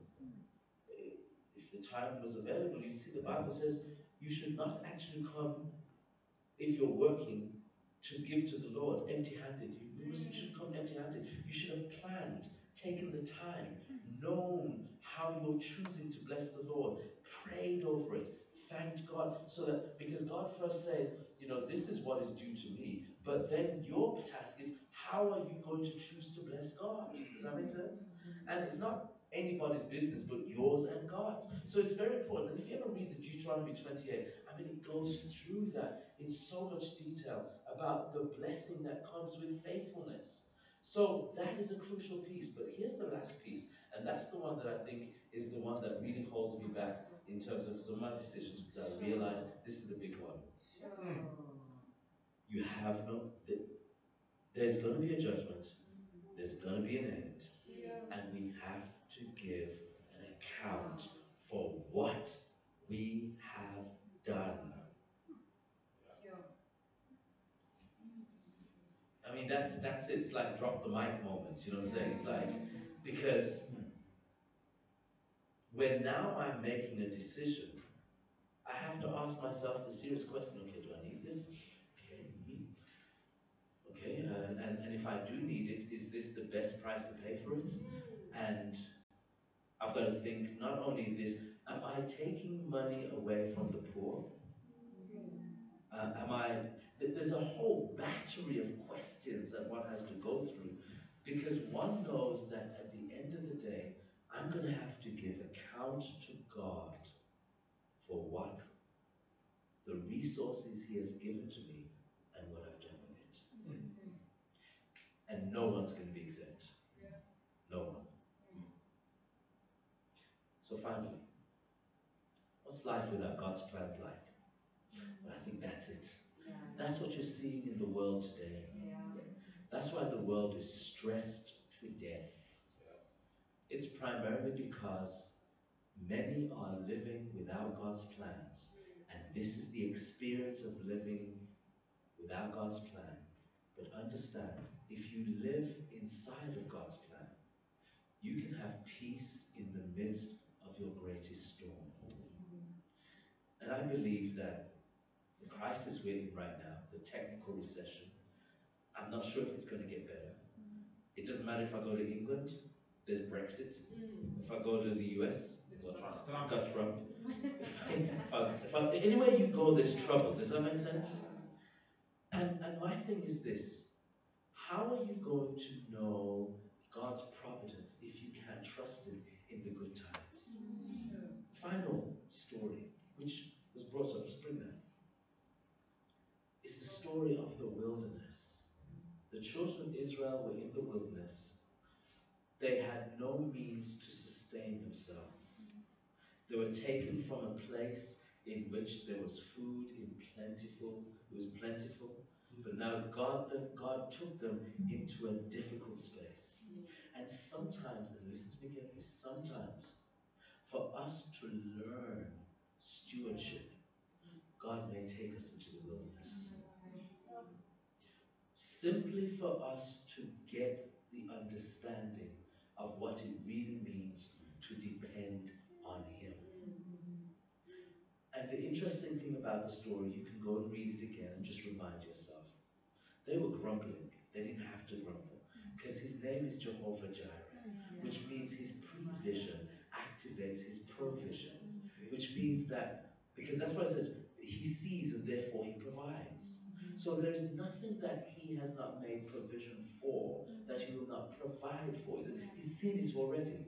And so He provided for the children of Israel for 40 years in the wilderness when there was no sustenance around them, demonstrating His capacity to provide. Did they have to do something on their part? Yes, they had to go and collect. Does that make sense? And we know that on the sixth day, they would collect a double portion. Does that make sense? Because He said, go rest, because there's going to be nothing there. So you're going to learn from this story, and from whatever we're going to do through this period. It is my deepest prayer that though there's a few of us, let us be faithful in keeping these principles, because if we do so, that wilderness is coming. So let me just put that prophetically, the wilderness is coming. We are going to lose our homes, we're going to lose our cars, we're going to lose our jobs, we're going to lose everything. Because the only way you're going to lose it, by the way, is if you make a decision. Does that make sense? You're going to have to make certain decisions, because the way life is going, making decisions are going to cost us. But the only confidence we can have is that if we have followed the principles of God, we can leave the consequences to Him and let Him help us to discover new manna in our wilderness. May God bless you all. Amen. I suppose I'm going to hold your questions, and I'm going to allow, I don't know whether we should do questions now, because I recognize it's time. And I was wondering whether Howard should come and do his piece, and then we put all the questions together. Does that make sense? So I thought I'd take half an hour, and now I'm going to ask Howard to come and do your part. And I'm going to throw up. So, so you're just going to take it out. Let me just help you just take it out. One second, one second. Okay, while I do that, What? Let me help. he is doing it. I was under the impression, thank you, that I'm going to be coming up first. So I thought, let me break the ice. I can still break the ice, eh? It's always nice. At the robot, yeah, so just cross it. At the robot, every robot you come to, there's a guy. This guy, so he's got these papers. I knew it was his law business, so at first, it's okay, the normal.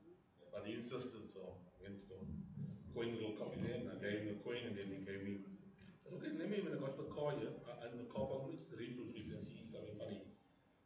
This guy finds himself in front of the pearly gates. St. Peter explains to him, it's not easy getting to heaven. There are some criteria that must be met before entry is allowed. For example, were you a churchgoer? Or were you religious? No. St. Peter told him that's bad. Then, were you generous? Did you give money to the poor? Or to charities? He said, no. Peter said, that's bad. Now, did you do any good deeds? Such as helping your neighbor? Anything? No. Peter was now becoming a bit concerned. He said, no. He said, look, everybody does something nice sometime. Work with me now. Work with me, man. Work with me. I'm trying to help you. Now think hard. The man stands and he thinks. He says, yeah. Well, I did help this old lady. Once. He said, once. He said, I came into the store and saw that a dozen house angels had taken the purse and were shuffling around. So I put my goods down and I got her purse back. And then I looked at the biggest biker of the group, and I told him that that was a cowardly deed you did. And so I spat in his face. Wow, said St. Peter, now we're talking. That's impressive. When did this happen? The man at the pearly gate said, about 50 minutes ago.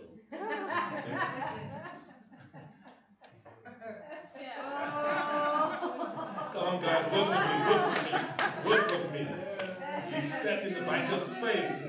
He spat in the biker's face. Okay. Once upon a time, a perfect man and a perfect woman met. After a perfect courtship, they had a perfect wedding. Their life together was, of course, perfect. One snowy, stormy Christmas Eve, this perfect couple was driving their perfect car, a grand Cherokee caravan, along a winding road, when they noticed someone at the side of the road in dire stress. Being the perfect couple, they stopped to help. There stood Santa Claus with a huge bundle of toys. Not wanting to disappoint any children on Christmas Eve, the perfect couple loaded Santa and his toys into their vehicle. Soon they were driving along delivering toys. Unfortunately, the driving conditions deteriorated, and the perfect couple and Santa Claus had an accident. Only one of them survived the accident. The mind-numbing question is, who was the survivor? Now, the answer. The perfect woman survived. She's the only one who really existed in the very first place. Everyone knows there's no Santa Claus. Everyone knows that there's no Santa Claus and there's no such thing as a perfect man. And now it says, women, stop reading here. That is the end of the joke. Now, ladies, do you want me to end here or do you want me to go on? Who says go on? I'll just go on here. So, if there's no perfect man and no Santa Claus, the perfect woman must have been driving, and that explains why there was an accident. By the way, if you're a woman and you're reading this illustrates another point. Women never listen either. There you go. There you go. The man in the corner gave me this. I thought, okay, let me look at it. And can we just go back to the beginning, please, man? I clicked to the beginning there. I want to just show Metro. You even though no one sent it to me, I got the reason for us being here, right on front here. Money talk with the piggy bank and all. With the piggy bank and all, that's caused a lot of consternation out there. Click, please. There's a click and build. The piggy bank, the picture here. Now, entering retrovision of personal finance plan. Entering the working world. Errol, thanks so much for setting the stage. No, no, no, you're going too fast. Where's the clicker? I want to have a click in my hand, and I want to click myself. I'll say click. Please, man. Yeah, it must work. Just put the thing in, and then it'll work. Now, entering the working world is what I was told about. Wow! And Errol said the same thing. Wow! And I put it in small letters. My own money, finally. My own money, finally. But I put it in small, because it's a small. It's not me, no, thank you so much. My own money, finally. Finally, let's see if it's going to move.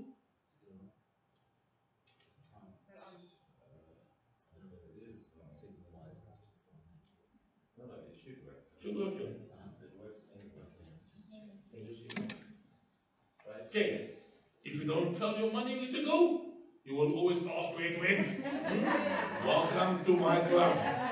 Didn't go because there's more month than money. You know, where did it go? So you need to tell your money where it went, where to go, or else you'll always be asking. Where it went. Welcome to my club. Come on, man. Yeah, it was a fluke. I think she clicked there. My giving, saving, spending plan. Right?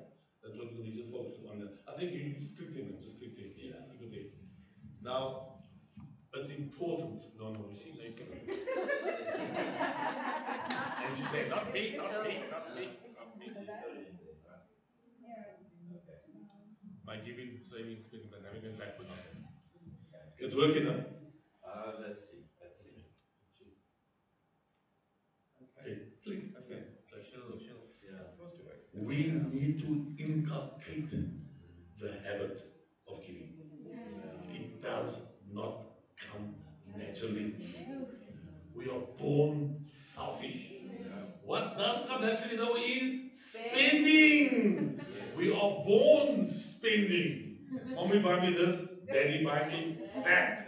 Right? That is what we do. It's the first thing we do. And like Errol says, then your parents will take the money you get and save it. I want to say church, not say church, I want to say church, yeah, retro. Church, we need to create a culture of giving. And you know what? If you don't want to do that, then leave. Then leave. I like that. Then leave. Because then we're wasting time. Most of you were here last Sabbath afternoon when some Walla Marshall was here. No, what's his name? Josina. I was pounced on because pastors only pray. We do, we pray. And the pastor, he must pray. So I was pounced on. I came and I sat and I was enjoying us. Tears were here, throat was in my frog was in my throat. Then I had to pray. But I want to repeat what I said there. Knowledge gleaned and not applied. Wasting time. We're wasting time. Back to home. Only when you apply the knowledge is the event and the gaining thereof meaningful. Click. Instead of repaying my student loan, I'm returning my diploma. It didn't work. It didn't work. I got a job. And a lot of us in this country can be saying that it didn't work. What's happening out there, man? It didn't work. Click. You don't want this to be your letter. Subject, letter to Truman. Dear sir, madam, I acknowledge receipt of your letter, dated 1 May, which for the third time you requested I pay the monies owed to you.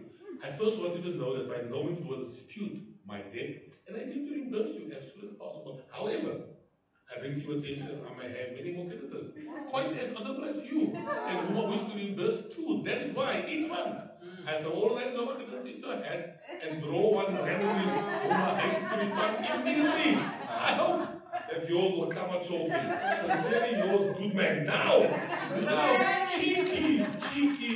Yes, I have great regret in informing you that given the unceremonious tone of your last letter, you will not take it part in the next 3 draws. Debt gets you to become cheeky. Entering the working world. Click. First things first. First things first. And it'll set the stage now. First things first. Come on, click. BUDGET spells budget. Now again, having a budget is well and good. Not sticking to the budget. And that is where the rubber hits the road. And welcome to my club. I'm not standing here and pontificating with the hello. We all battle with this. We all battle. Errol battled back in the UK. He said, no, he battled. I battled here in Cape Town. Click. Let's go to scripture quickly and see what it says. Go back to the basics, right? Proverbs 6, 6 to 8. Go to the end. Slug it. Consider her way to be wise. Who having no guide, who having no overseer, who having no Errol Nembhard, who having no Pastor Howard Rousseau, who having no exes, what it is? XO. Huh? Guiding along, provides the food in the summer and gathers the food in the harvest. Planning, systematic giving, planned giving. Proverbs 21, 5, the thoughts of the diligent tend only to plenty, but the thoughts of everyone who is hasty only to poverty. Commitment, hard work. We spoke about click. But the scripts continued, 27, 23. Know well the face of your flocks and pay attention to your herds. Know what your income is. Cut your cloth according to, no, sorry, cut your suit according to the cloth. We all get different cloths, you know. Cloudy. He got a cloth of 300 and something thousand rand a month. A month. He was earning more than the state president. Not that he needed to earn anything more anyway. Okay? Through, no, click. Through wisdom, a house is built. And by understanding, it is established. It spoke about wisdom. And like Ella myself spoke twice on the phone, I said, don't worry, these things just kind of interlap, overlap, and reinforce. I'm not repeating, reinforcing what has been said before. Through wisdom, a house is built. And by understanding, it is established. And by knowledge, the room shall be filled with all precious and pleasant riches. Doesn't just come. Wisdom, God's wisdom. Click. For which of you intended about the tower? Don't sit on first and count the cost. Wherein may you have enough to finish it? Less perhaps. After he has laid the foundation, he's not able to finish. All those seeds begin to mock and say, this man began to build. He was not able to finish. That's plan, budget, plan, and keep within the income. On the first day every week, and it'll mention it here too. First day every week, each one of you to put aside and save as it may prosper, so that no collection be made when I come. Paul talking to the church in Corinth, you see, and that's what we call plan giving. The first day of the week, Sunday, start the process. It'll say it again, get together, you know, and that is creating the culture, inculcating the habit of giving. It's not a random act. And as it comes to my mind now, I arrived in Johannesburg, 2005. I pastored the church in Joburg Central, and I'm appalled. Deacons are standing, taking up the offering with tied envelopes in their hands. And the folk down the aisle were pointing to me. They pass it down, and they don't know what to do with it. Because I watch to see, nothing happens. I don't see anything happening. But that's not what we do at home. With your budget, as we speak about here, it's a planned, systematic operation, not impulsive. Now, see the guys, you know, when everybody comes around, most of course not putting in, the others just put their hands in pockets and pull out. And if I pull out sweets, I pull out bottom tops, or whatever the case may be, if it is money, and it goes in. That's not what it's about. On the first day of every week, sit down, put it aside. First Corinthians, not me, First Corinthians, and you don't have to take a photo. You don't have to get the presentation. I'm going to give you the presentation. I'll copy them. And so we click. So what to do when budget does not balance? Hmm?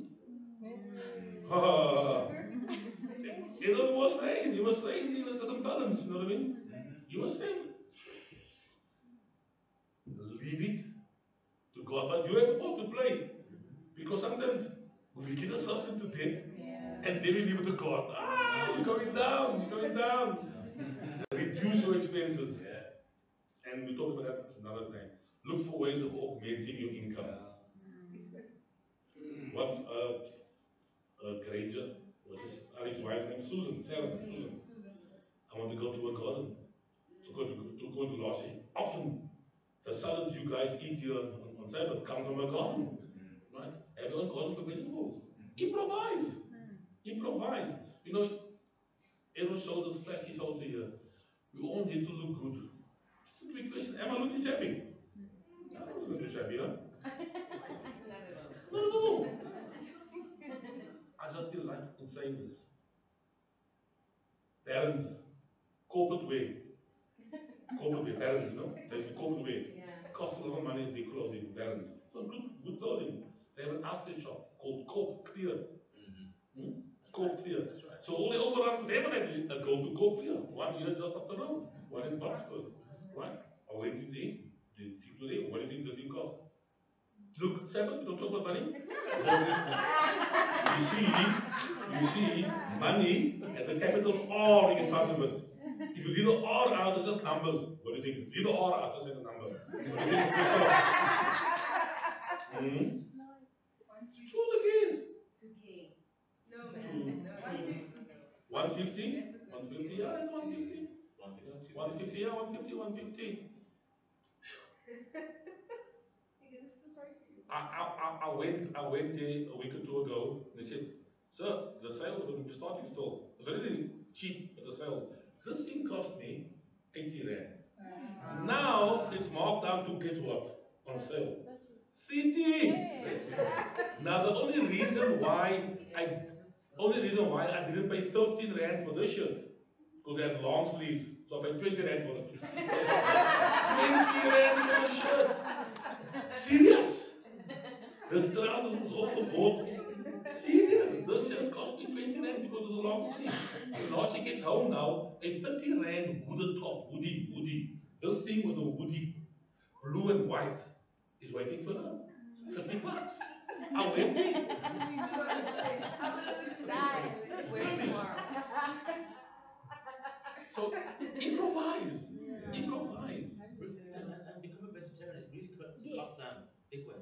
Big way. Yeah, it That's does. so true. As you saw last True. night, you were asking, is there anything to eat? No, no, no, relax. Click, click, click. What's Thank to you. eat, Errol? Now, he or she who buys what he or she does not need robs himself, herself. Sure. Chief, Sure. if you buy what you don't need, you're robbing yourself. Yeah. Take a moment to let that sink. Want, need. If you buy what you don't need, and I'm guilty of that, you know why? It costs 20 rand. I'm going there. I'm going. What buy? This pin. There's one waiting for you too. A red one. Thank you. This pin. 15 bucks. Go clear. Parents. Corporate wear. He who buys what he doesn't need, you're robbing yourself. Ish. Click. First things. Does that also speak to the accumulation of women's shoes that they? Yes, absolutely. Okay, let me not go there. I'm saying one shoe can only be worn in this season. If, Shades of grey. if you want, talk to me. I will tell you where there's a shoe outlet. All right. I'll tell you where there is an underwear outlet. Okay. It was amazing. You know, when somebody asks you, what, have you seen the new, I'm going to use the old term, the Ford, have you seen the new Ford Sierra? I said, no, I haven't seen it, please. No, I've never seen it. Never seen it. Now, because you asked me the very afternoon, boop, oh, Ford Sierra. What happens after that? You start seeing Ford Sierras all over the show where they were there before.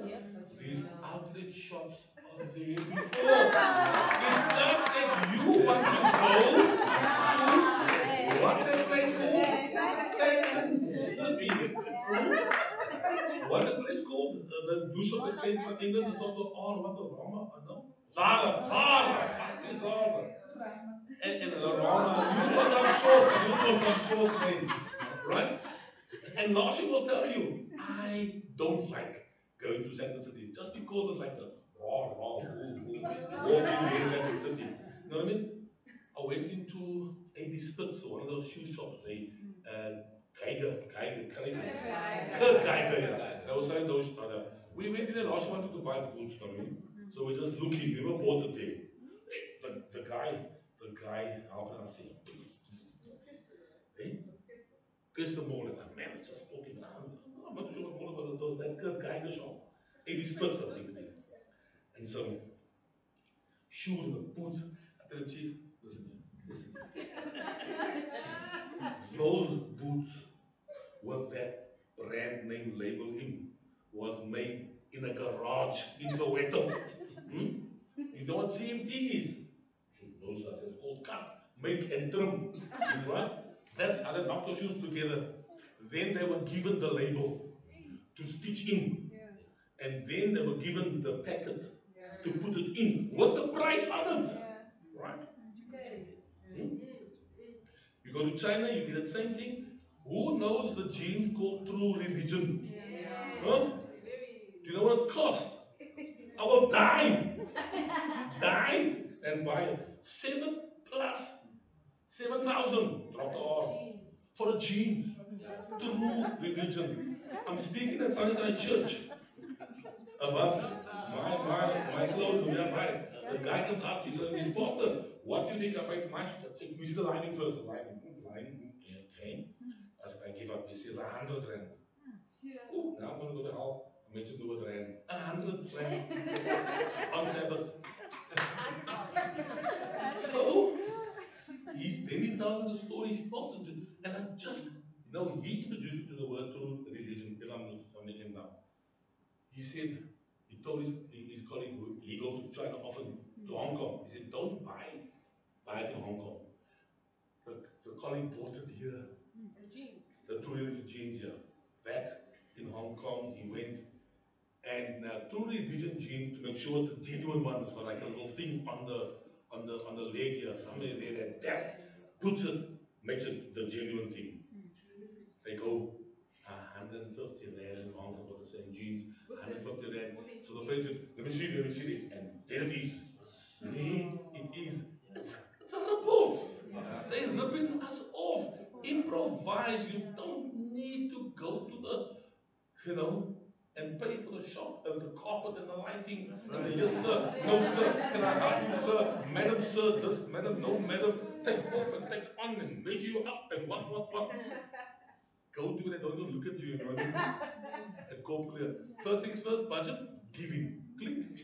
Now we're gonna move fast. Jesus bought. Jesus bought, click. My budget, click. First things. First things first, budget. God's time. That's first thing. Click. Second, offering. Now, they don't mention tithe, second tithe, third tithe. No. God says, bring you all the tithes. Tithe is plural, I mean singular. It's only one tithe. God only expects one tithe from us. Click. Oh, sorry, but offering. Offering can be less than tithe, equal to tithe, or more than tithe. There is no limit. And one day I'll come around and just share that whole offering concept with the church.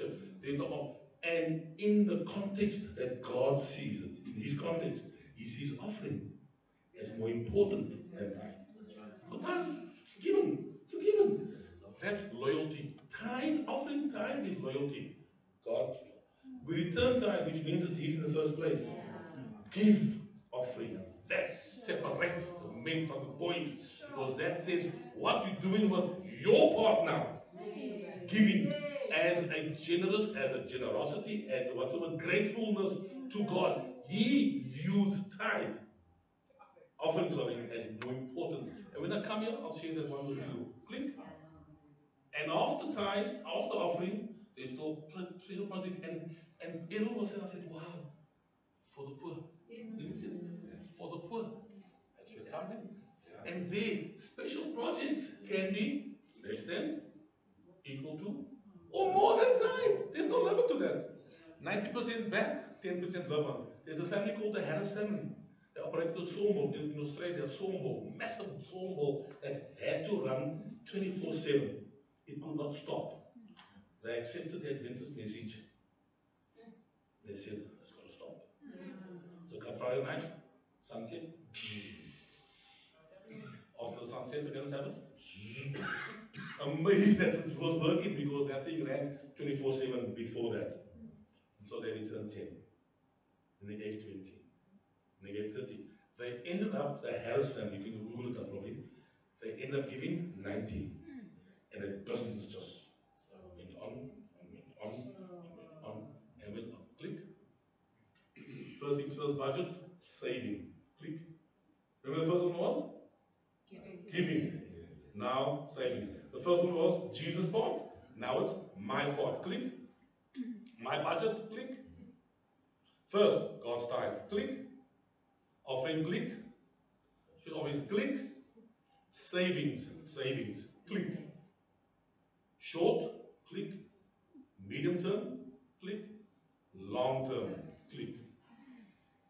First things first, budget. Spending. Click. My part. My budget. God's tithe.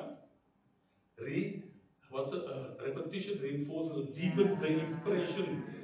Thomas Samuel Johnson says we need to be reminded more than what we are told. We know, we know. Click. Savings. Click. Spending. Click. Click. Rent. Food. Transportation. Clothes from Cochlear. Click. Grooming cosmetics. Click. I want to stop here. Bistros. M&B. Let's go do coffee. I should give away my secrets. When I do take anyone and I go to Wagon Bean, standard OTG. OTG.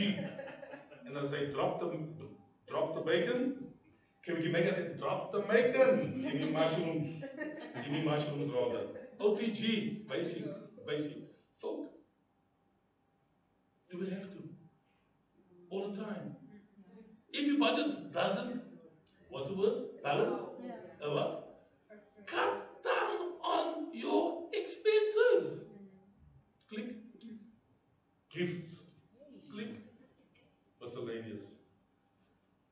When Errol asked what's the first thing you did with your first salary, last year reminded me, I instructed her that last year it would be good if it was December, and this was an internship, but I said it would be good if we just, the word was in my mind now, the special folk, what's the word now? And the folk who were meaningful in your kind of your studies in life to date. I had the word, it's just in my mind now. Go. No, I just the nearest and the dearest, you know what I mean? Those, go and buy them a gift.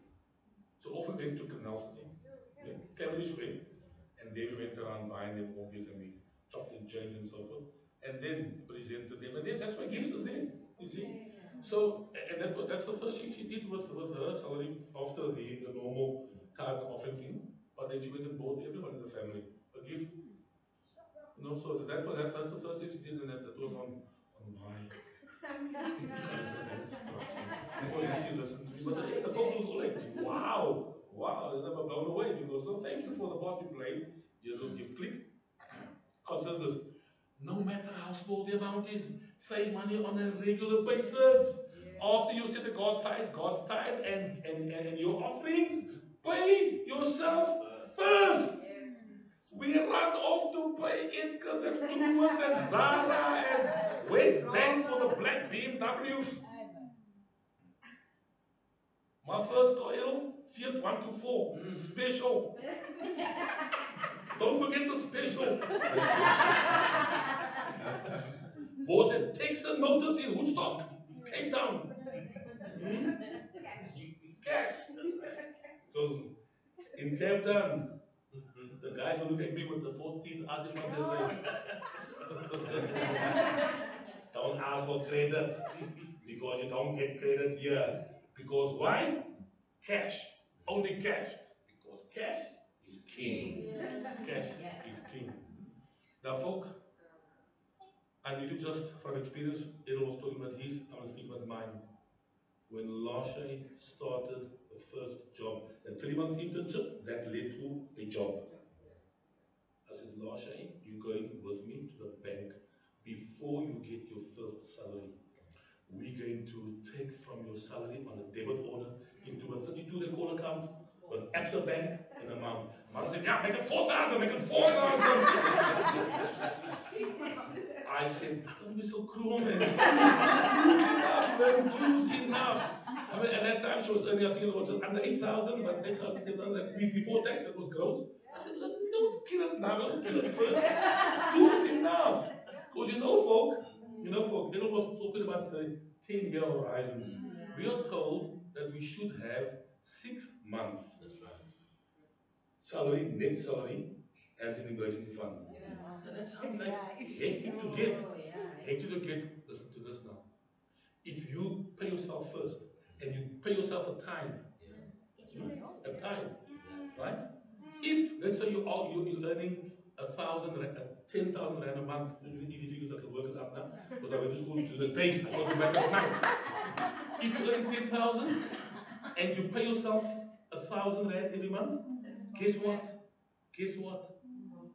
Guess what? Before 10 months, by 10 months, you'll have what? 10,000 rand already just like that. So, folk, fortunately for us and for her, Lasha bought into the advice. I took her. We did it there. And she saw what saving is all about. And so, when she started with SAPS, she said, again, with a bit of discussion, let's consult the grey hairs and the bald head. Save equal to or more than what your bond is going to be when you eventually buy the house. Why? Why? So that when the bond comes, you don't have to battle about the bond, because most of us, we maxing everything, and so when we think, hey, we're going to buy a house now, then stop, because now you're going to have a big chunk is going to go, and now we cry. What we do now, off we go to increase the credit limits. And so the vicious cycle just continues. Last year, and fortunately, I've always been a believer in insurance. I've always had it. We got the Liberty guy coming in, and so I just forget what it's called now. She went and she got the investment more than what the bond would be, taken off every month. So now, that went for a year and more. So when the house had to be bought, everything in the house was bought. What's king? And not at Zara, not at King and Richards, right? But when her uncle's lover, girlfriend, whatever you want to call her, when they were helping to unpack, and she said, Lashley, every item has a reduced sticker on it. Reduced. Even though you have the cash, improvise. It doesn't mean that because you have the cash, top of the range, what. Because she had the cash, she could walk freely and look around and wait for sales. Easter time, I would tell Lashley, no Easter eggs at Easter time. We'll buy Easter eggs after Easter time, up to 75% off from Woolworths. Good stuff, man. We had our dining table laden with Easter eggs, up to 75 off. Do you have to eat Easter eggs on Easter Sunday? No! Who says you have to? Up to 75% off, and then we went and bought tins of biscuits up to 75% off and kept it and gave it as gifts. Come on now, man. Improvise. You don't have to do it up front and flash. You know what it says, huh? You buy what you don't need with money that you don't have to impress folks you don't really like.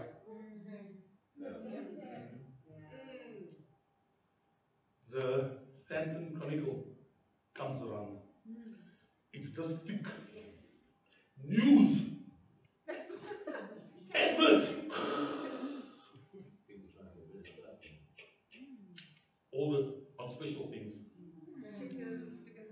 Clicks, toilet paper, 18 rolls, double ply, 69.99, cheap. Gone really, watch it. I was it comes around, check it comes around, there it goes on the circle. In the bottom, there's no space for the cupboard, stand there in the bathroom.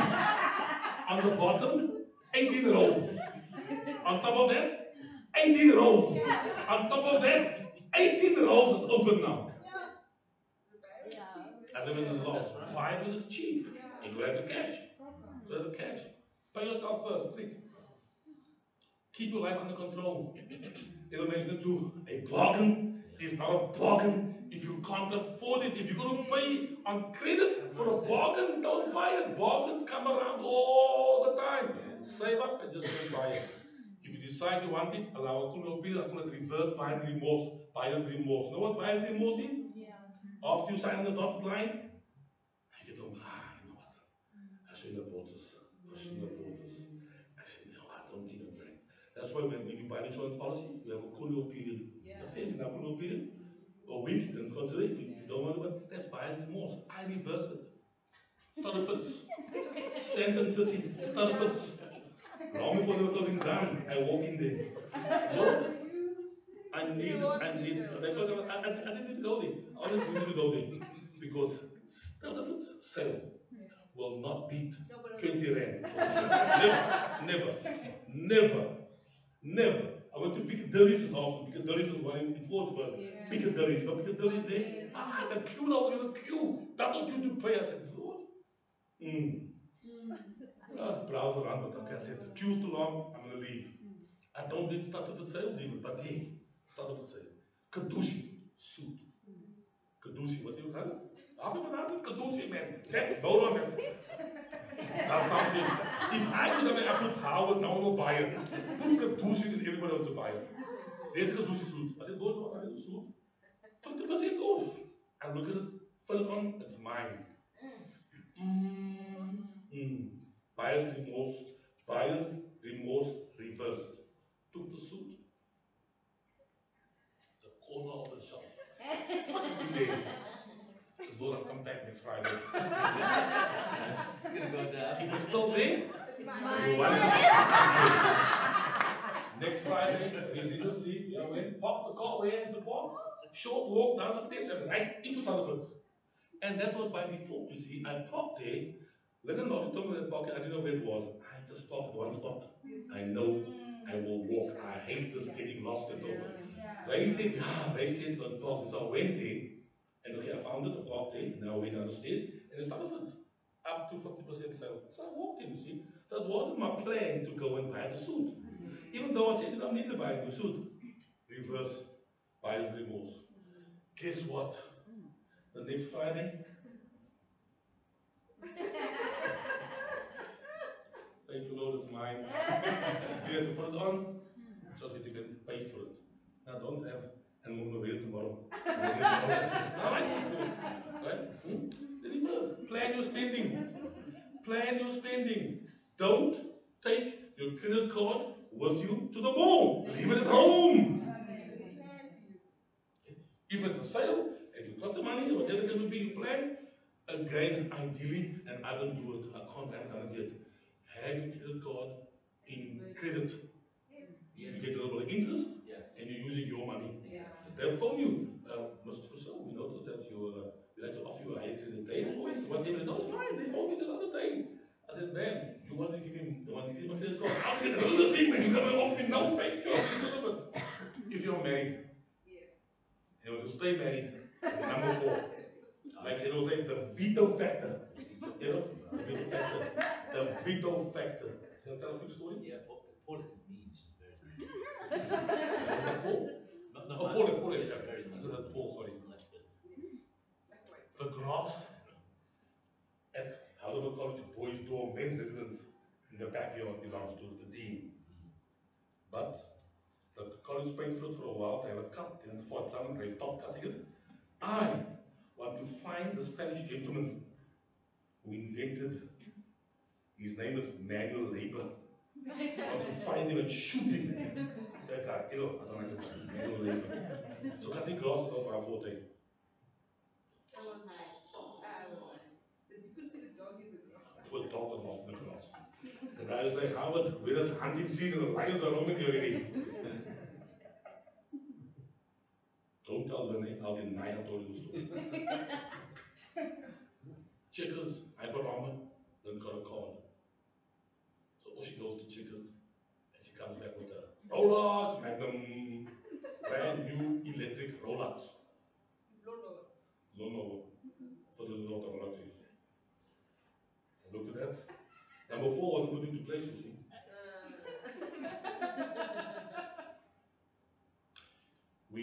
My father-in-law, when we moved to Heidelberg, I gave him my Flymo lawnmower.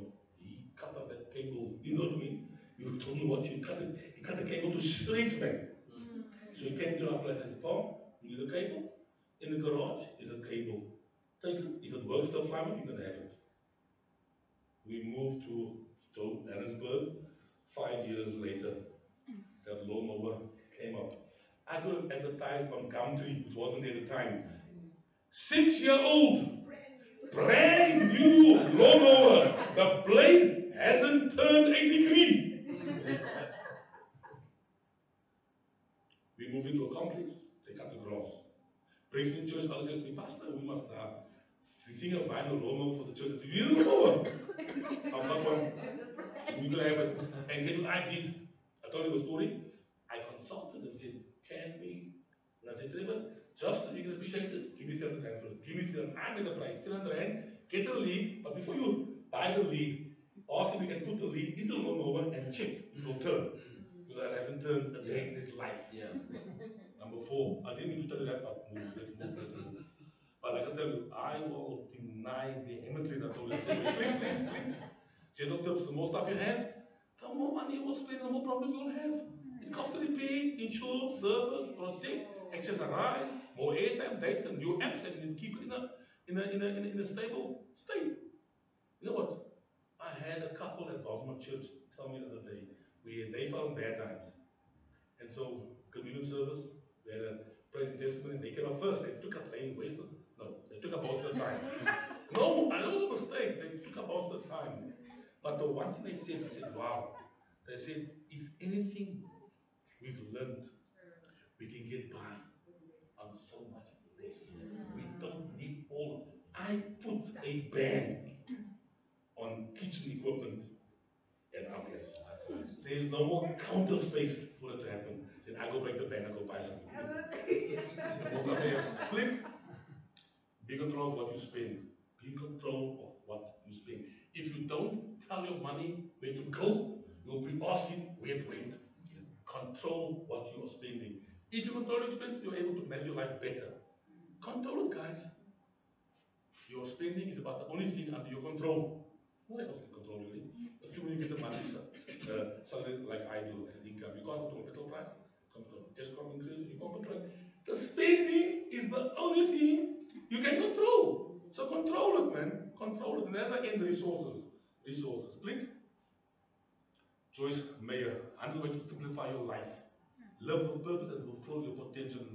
I couldn't, on this computer, I could read this with 100 short inspirational chapters. This book will encourage you to be free. And there we have, obviously, who are you now?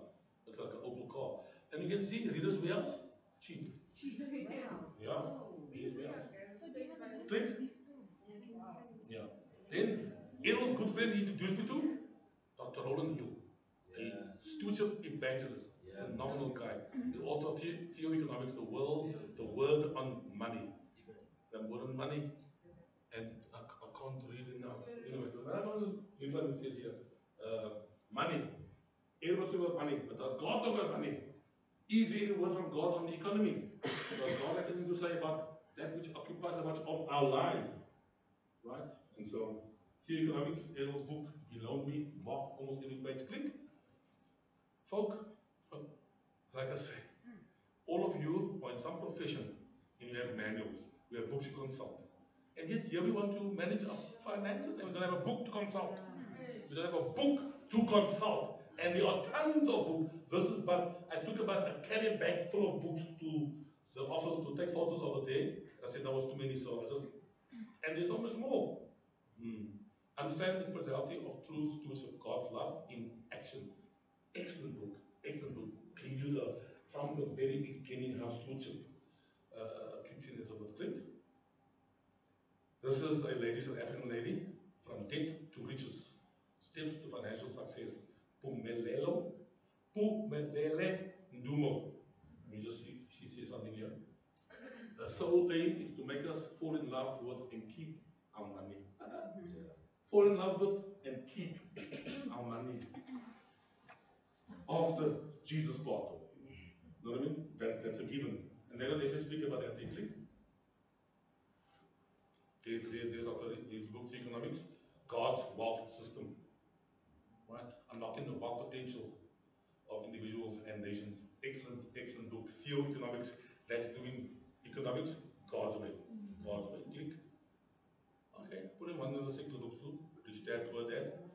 And a phenomenal book. And the potential that you must see, he saw potential in property.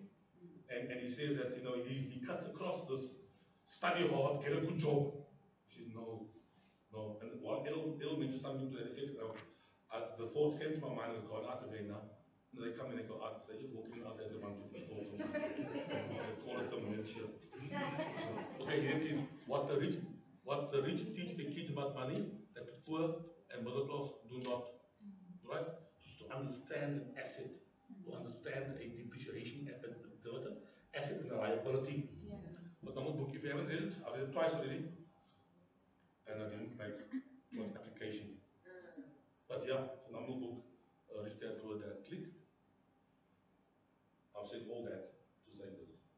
It should be our highest aim in life to get ready for heaven. There was one slide that should have been there. I was looking through. I just decided it came to my mind now. And this is a Sanlam insurance company's slogan. I saw the ball was right. Victoria, save as extravagantly as you spend. Save as extravagantly as you spend. Fall in love with your money and saving. Folk, we're doing all this to get ready for heaven. Whatever we saw that deal, it's going to go down. God bless. Amen. Okay. Question on that. I've got some handouts here. Thank you. Check my faith factor. How many questions? How many handouts? About 30 to 50. Will be present. And we have 15 minutes of questions. So, yeah. Okay, here's just let's look up the presentation. Slides there. You can take one and give the rest back to me. You can out there. You're going to repeat the presentation somewhere and remove your information. And then I thought I'll just give you a little copy of the giving, saving, spending plan, little budget plan. Coming to kickstart your thing there. So okay, hand it out first, start at the back there, and then you can pass it. And if you cross over, take one and pass it on here. Take one and pass it on, and then you should end up with 2 pieces of paper in your hand. And that's just a simple. I said about giving, saving, and spending in that order. And that's the first things first budget. I didn't speak about the first things last budget at that time. First things last. And some of us do that. The first things last budget, right? We first pay the rent, we pay the bond, we pay this, we pay that, and we pay that, and we pay that, and we pay that. And now it's a offering. Hey Lord, you know it's big together.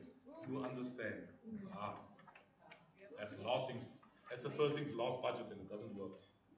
Doesn't work. First things first. Then we have one of these. Just for working in. Everybody got two? Sorry, I didn't come here yet. Sorry. Okay, sorry. Grab one. Yep. Save the most. You know what this is? Yeah. This is No, this is okay. Yes. Oh, question. Um, okay, black tax. I can't hear. Black tax. Yeah. I told what your name was. I'm not too familiar with black tax, but talk to me. Because for me, really, when I started working, majority of my cost was responsibilities. It's only recently where I don't have as many responsibilities, but now trying to sort of get healthy again after those responsibilities is a challenge I'm having. Because getting more credit, all those things, it wasn't for personal customers, for responsibilities. So yeah, so that's the challenge. It's like, how do you, because I'm firstborn, those responsibilities will always be there, you know. It's not a good or bad thing, but it's life, right? Um, how do you do it in a way that doesn't hurt you financially? Because it has to happen, you know, apart from getting tithe and all of those things. So it has to happen. So how do you do that while maintaining your own financial I health? just talk to you. Yeah. I always need to correct the incorrect use of the word, and that is we don't give tithe, Oh, we pay return, tithe, we return, return. It just return. makes a Yeah, no, exactly. impression in the mind because Yeah, mine to start with those, so we don't give them pay. yeah. So whenever person says that, I just respond and say we return Return. tithe. Look, I have an answer, but I don't know much about black tax. When I get married, then I take everything with me, and I just have a responsibility if they need it. They don't do anything about black tax. I don't. No, I don't fully understand it too Can I well. explain? Oh, Can I that's Okay, explain? okay. okay. Don't But really this is explain what your answer. this is Yeah. what I think you all know what it is, right? So Yeah. I don't for now need to know what it is. This would be my response. And when Luwazi told me, I said, no, I said no, but I've been thinking about it. Again, you sit down and you plan. And you remember you can only cut your suit according to the cloth you are given. Okay, look at him. Have a look at him. Have a look at him. You see him now? He's arrived. He's going to back at me now. Okay. So, first things first, budget. Jesus part. Dish. Right? Then, the first thing under below that would be black tax part. Sort it out. Then you can only start then with savings, which will be smaller then, and then spending. What do we say if your budget not working out? Reduce the expenses. And the only expenses you can reduce is the spending. No mug and bean, no bistro, no cosmetics. And like I said, that couple said they discovered when they found bad times. The little you need to survive anyway. We got too much. I think that's just my answer to this black tax thing. Slot it in where it needs to be slotted in, but amend at the bottom you can amend. Thanks. So Excellent. maybe firstly on black tax, because I've also heard people who start hating it, right? And they said they shouldn't do it. So black tax is when you take care of your family, your mother, your siblings. Like I mean, she's the eldest. I'm the eldest. So I must take them through school. I must send money home for groceries and things. So that's what it is. So they call it black tax, but I think white people also do it. So it's not just for blacks. But I think the first thing that we must all agree on, because I see that when we come to the suburbs, we start thinking we shouldn't do it. If you read 2 Timothy 5 verse 8, it says that whoever doesn't take care of their relatives is worse than a heathen. So it has to be done. But our challenge is we do black tax. We take care of our family the way we also spend. So we do it in a way that shows off. We do it in a way that it must show that I'm now working. So the neighbors must also see. The same way, it must show that I'm working, I must drive a certain car. So sometimes we do that. So sometimes, one thing that I ended up learning to do with my family is that I I will do a budget and say, this is what I can afford. Let's make sure that everything fits into that. That's number one. But number two is that there are some things that, like where there was a slide where Errol was saying that, God first, and then, you take care of yourself and things like that. Once you realize that there are some things that are priority, you also don't do certain things for yourself. There are things that can be postponed, because I think sometimes we spend too much on ourselves as if there's no black tax, and then when black tax comes in, we say it gets us into debt. So it shouldn't. It should have, as the pastor just said, it should have been one of the first things, because it's something you must do. Yeah. But when it has happened and it has gotten you into debt, we'll talk about how to get out of debt and things like that. But before moving on to taking off yourself, don't start on that debt. I think it's very, very important because yeah, it sinks you further. It sinks you further. But then number two, I think also the way we do black tax, um, we must try and not let it create sustained dependency. So for example, I instead of sending too much money for food every month at home, I also send money so that they can start something that will buy them the bread, and then I'm just gonna top up. So they cut chips and sell them, and then they live on that. So I bought them the raw material, I bought them the machine they must use, so that they must also learn to sustain themselves. So we mustn't create dependence. We must empower. So even our black tax must give people feet to stand up, so that after 2 years you're no longer You're gonna contributing to empower that. them, yeah. Yeah. Look, I don't want to be too specific with my response to black tax because he can say it, but I would say you don't have to overkill on it. You can let them also know that you also have to live and so forth. So there's a negotiation that can take place, like he says, and don't impress with the black tax. Yeah, and when you apply, I mean, there are things that you do to save. For example, you say, well, I need to save on electricity, so I switch off some light. They must do the same thing at home. So in other words, whatever financial habits you learn mustn't From stop when you send money home. They must also learn I that. think so So from Coke Clear, yeah. 30 Rand. Good. Questions might be that. Question? Okay. Who else has a question? Yes, Ty.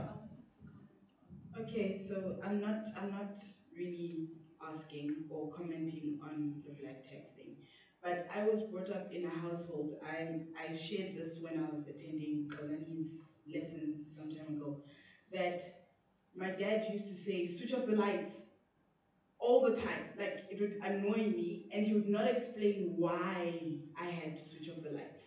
So I would go around switching off lights without realizing that it's saving electricity and it's gonna cost us less. So I think the other issue with us is we're not really educated on how to spend our money. So I get my first salary and I decide to do whatever I want to do with it because my parents probably haven't taught me. And then I get to college and people are spending on things they're not supposed to be spending on, and I blow out all my money. And then when I get a job, it's excitement. So I think from my point of view now, we as the youth of Metro should actually take these lessons and apply them. And one day when we've got children, we don't just tell our kids, switch off the lights. They should participate in switching off the lights because they know that municipality does not care about, yeah. They So cut it off. I just wanted to like, Yeah. Okay, you had your hand up. It wasn't really a question, it was a comment. Yes. I think part of what Larissa raised spoke to recovery from now no longer having so much responsibility as before. And Errol mentioned it as he spoke that when the kids went over for school, God supplied enough. And when they were done, the surplus was removed. And that is to reenact the need for us to depend on There you God. go.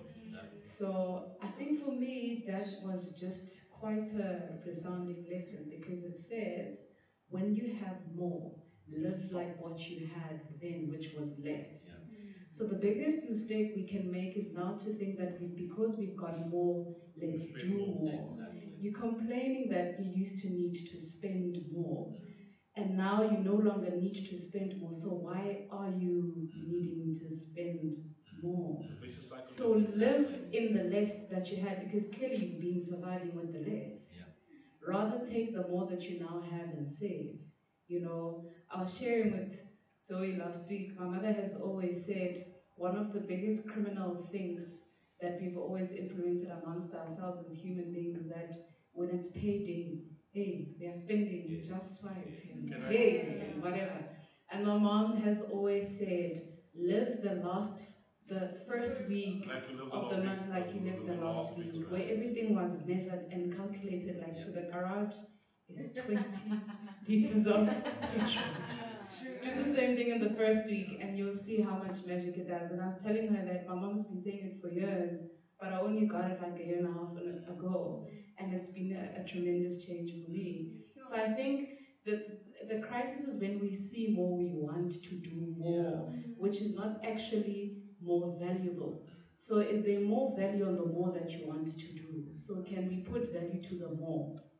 And then lastly, I wanted to comment as well on why we strive to do good, and how Pastor Rousseau ended up saying that we'd want to do all of this because heaven is the goal. And I wanted to add that we live our lives looking forward to heaven so much that we're looking at heaven and we miss out on the benefits of living faithful lives. Like, short short scenario, a guy who accepts Christ on his deathbed would have missed out a life of prosperity had he been faithful throughout his life. He'll make it to heaven because he's accepted Christ, but he missed out on all the blessings, Experience, yeah. all the plans, Yeah, when you learn to all the speak about awesome heaven experience that God could have, in heaven. had planned for his life. So the same with us. It's not just heaven, heaven, but we should anticipate that, Lord, I want to taste your faithfulness. I want to taste your blessings while I'm alive, while I'm here, before I get to heaven. So I just wanted to share.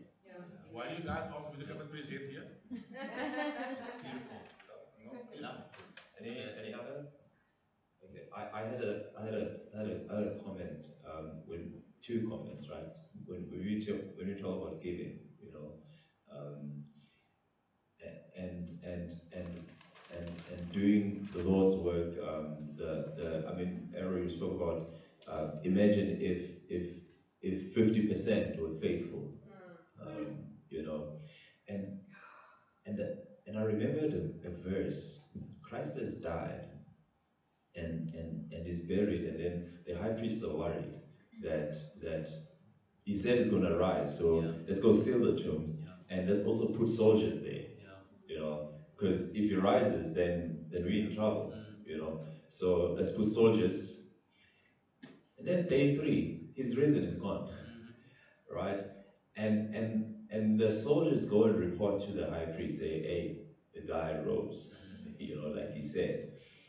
And then the high priest, the Bible says the high priest gave the soldiers a big sum of money and said to them, your story must be that you were sleeping, and then the disciples stole him. You saw them, but you were sleeping, but you saw them.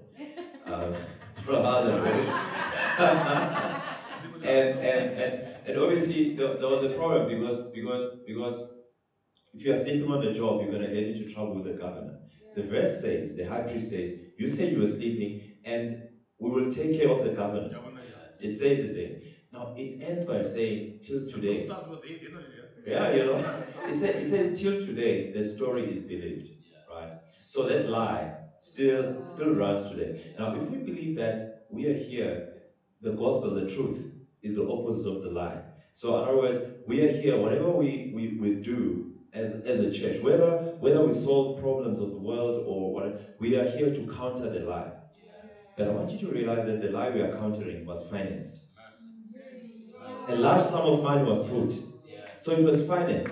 But we just want to pray and not finance the gospel. We don't want to offer, but we are dealing with something that's financed. It was a large sum of money, and it was so financed so well that even today it's believed.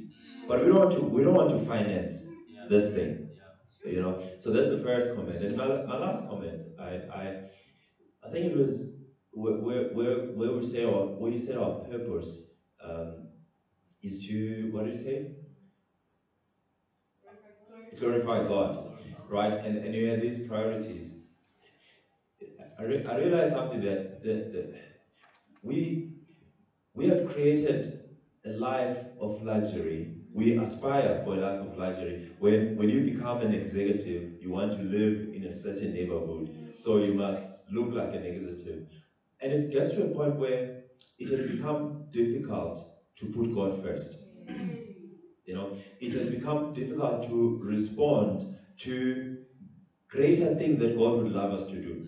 You know, so we do, yes, we will offer, we'll do whatever, but we are not there are bigger things that God wants us to do. There are, I mean, the this economy of this country could be much better if Christians just realize that their role is bigger. When God calls Abraham, he says nations will be blessed because of you. It wasn't just for his family, it was like a whole economy. When Joseph was captured, a whole economy. But when we are prospering, nothing happens to the economy, just us. Because we've put ourselves first, and therefore we can't even think bigger than our houses. So our mission is around our houses. You know, we host lunches, but that's as far as we go. You know, yet the standard of education is supposed to rise because we are a resource, but it doesn't rise because that's not our focus. The standard of education that we make rise is for my children. That's it. So I just think I like that slide because uh, putting God first says that when last year I was earning 2,000 rands and now I'm earning 20,000 rands, um, it must show in God's mission that I'm now earning 2,000, not just in my house. In fact, in my house, it must not even show. Here's the platform. It must not even show. And and so that's what it said to me. It said that, um, and you said it the other time that when my salary increase, my giving must increase, not my lifestyle. Wow. So I just hope going forward, that's how we'll be. And we'll see things we've never seen. And God will take care of us. I mean, he doesn't want people his resources to be embarrassed now. you know. But that's it.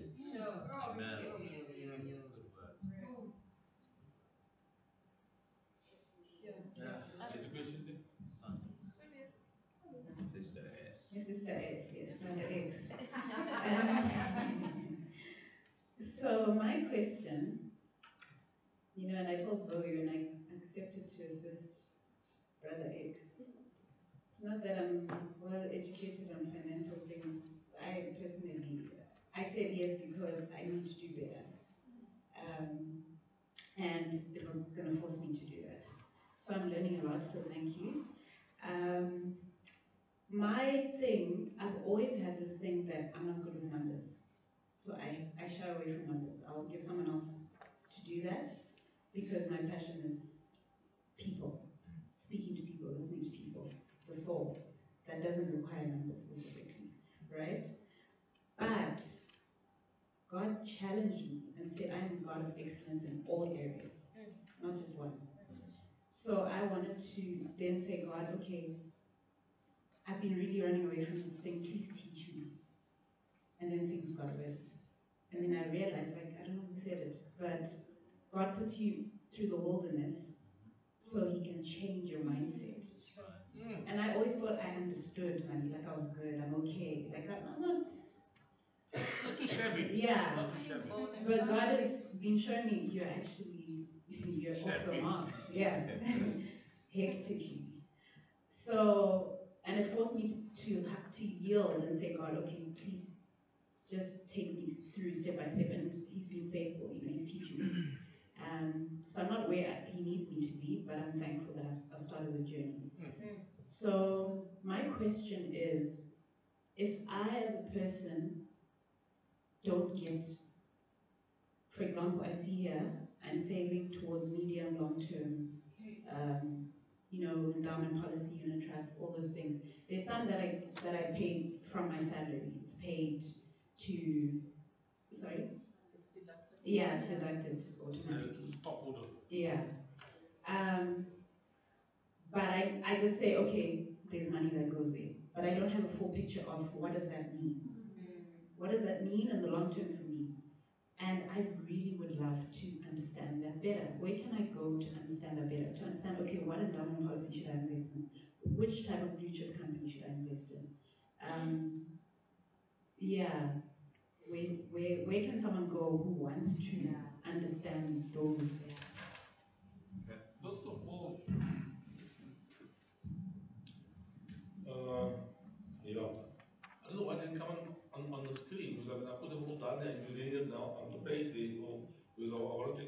waiting for it to pop up, but I didn't see it, and I went through it. I didn't miss it there. Look,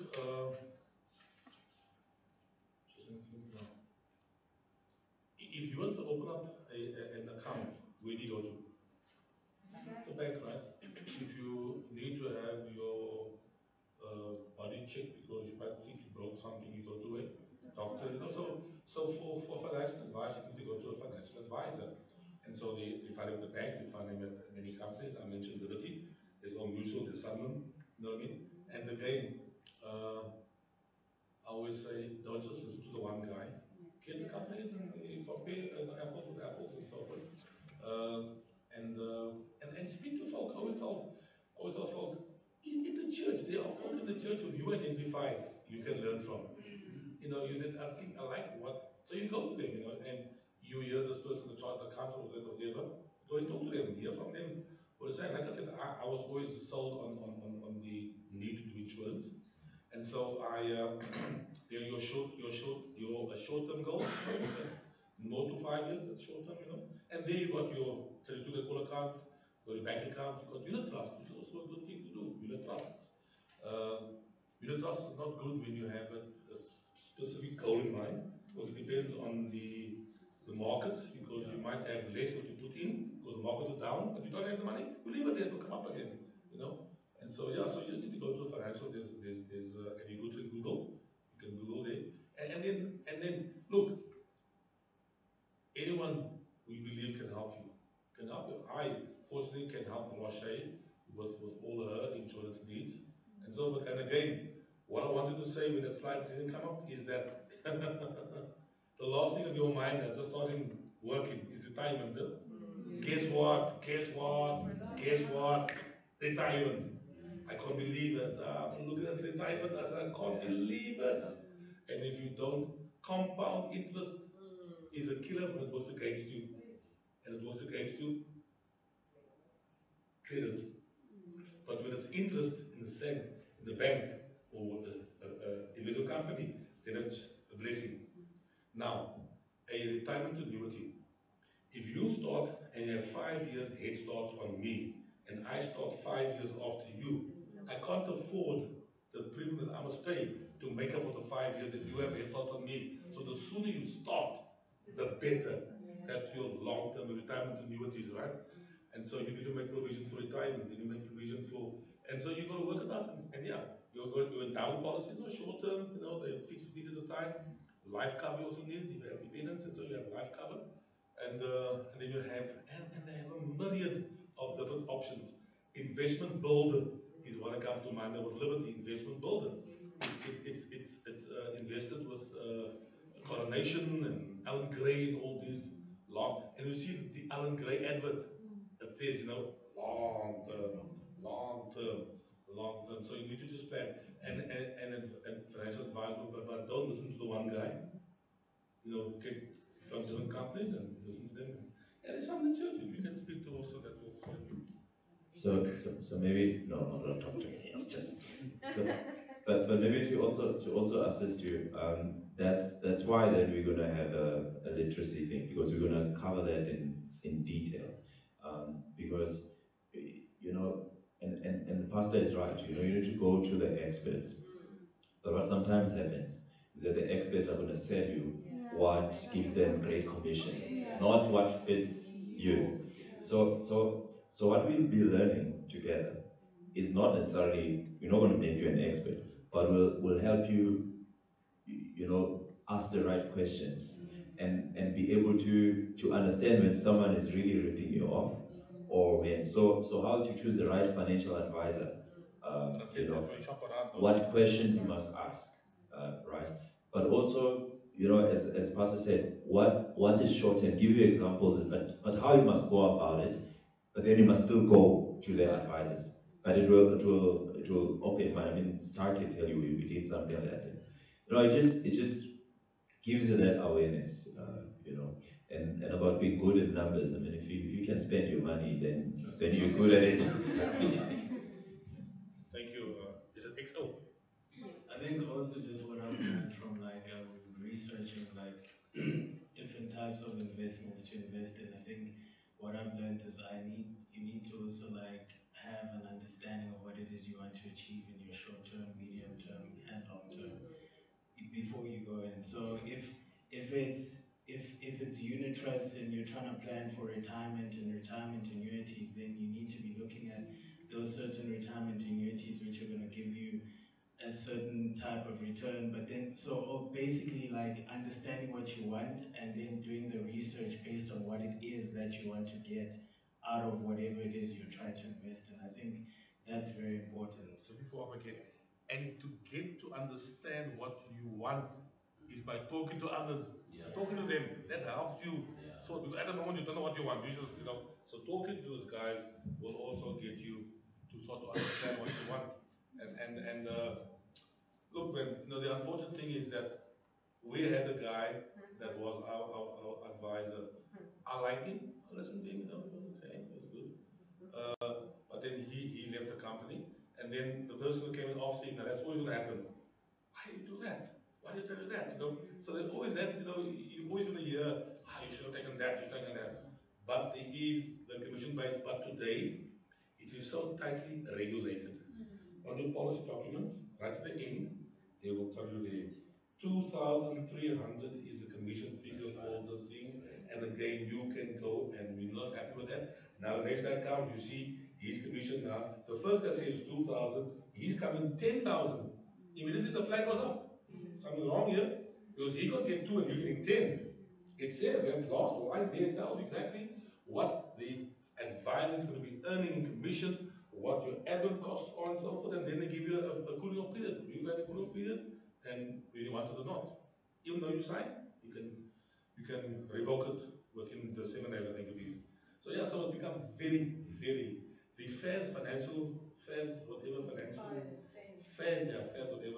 They very strict now on that now, and I don't quite like it that you can see what they can see what you're earning because before you never knew that, so they're very tight on that now, and you can pick up on that. Any other question? Then we're going to say amen.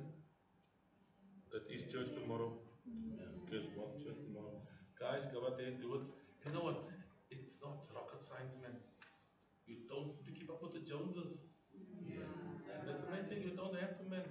This young man, I remember when I arrived here in 2005, had a black, had a black 5 Series BMW. 2016, 205 to 2016, he still had the black BMW. Did he gain? Did he lose any weight? Did he eat anything less? Did he eat any more? And finally, when the thing now became a complete liability, but again, after first things first, kids to school, and he told me, Howard, when that's done, now, here we go, man. You see, but the car, and the wheels turn, man, the wheels turn. Just the last thing, with the BMW Black 1 Series. Wow, why am I black? I don't know. But a black BMW 1 Series. When you pull up in the car park, all the men go, wow, look at your car. When you pull in there with the Toyota Taz, no one looked at you. But when the statement arrives in the month, the BMW said, wow, so much! And you Taz, say, thank you, Lord, for the blessing. Can we pray? Let's bow our heads. Father, thank you that in your infinite wisdom, you gave us the opportunity to manage your resources here on earth. And it's called stewardship. And so, dear Lord, as Errol mentioned in his last slide or second last slide, we are going to have to give an account on how we managed your resources. So help us, dear Lord, to manage and to manage it well. Bless us as we leave. Take us home safely. Good night's best. If it is your will for our lives, wake us tomorrow morning to a new day. The Sabbath day is our prayer in your name. Amen. Love you. God bless and good night. Thank you so much. Thank you guys for coming. Thank you to Elder Aaron and Pastor Russell. Please can you just straighten the chairs and everything for tomorrow at church? And thank you for coming and go well.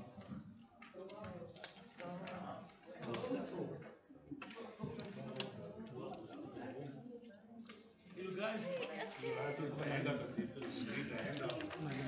But you can.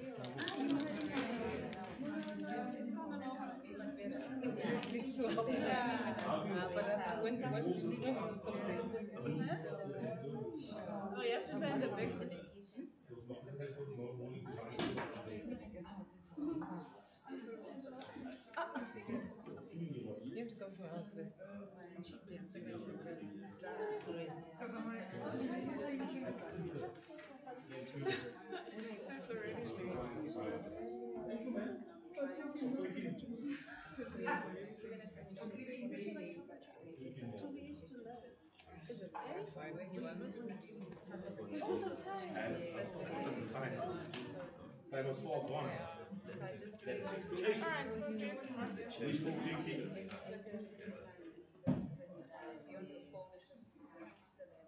Anybody want to come home from biryani, supper? After the old.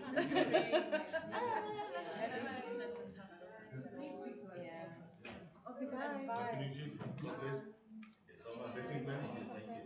Let's go with tomorrow. You know, thank you. You see, I'm going to Victoria, man. There's the beat tomorrow. And thank you. Congratulations. Well, thank you. Now we know you're very rich. We know your friends. See you, man. Bye-bye. Bye-bye. Thanks, eh? Cheers. See you, man. How do I turn off this thing? I don't know. Let's come back next week, huh? No, but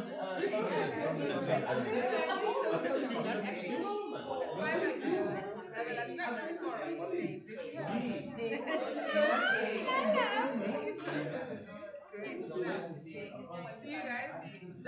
Ciao. I'm trying to stop this thing. Are you on mute? Yeah, it's better to have. Star, why are you hiding, Star? Right here. Star, why are you hiding? Star, I'm trying why to are you switch this thing hiding? off. I'm Why are trying you to switch hiding, this thing Star? off. I'm trying to switch this thing off.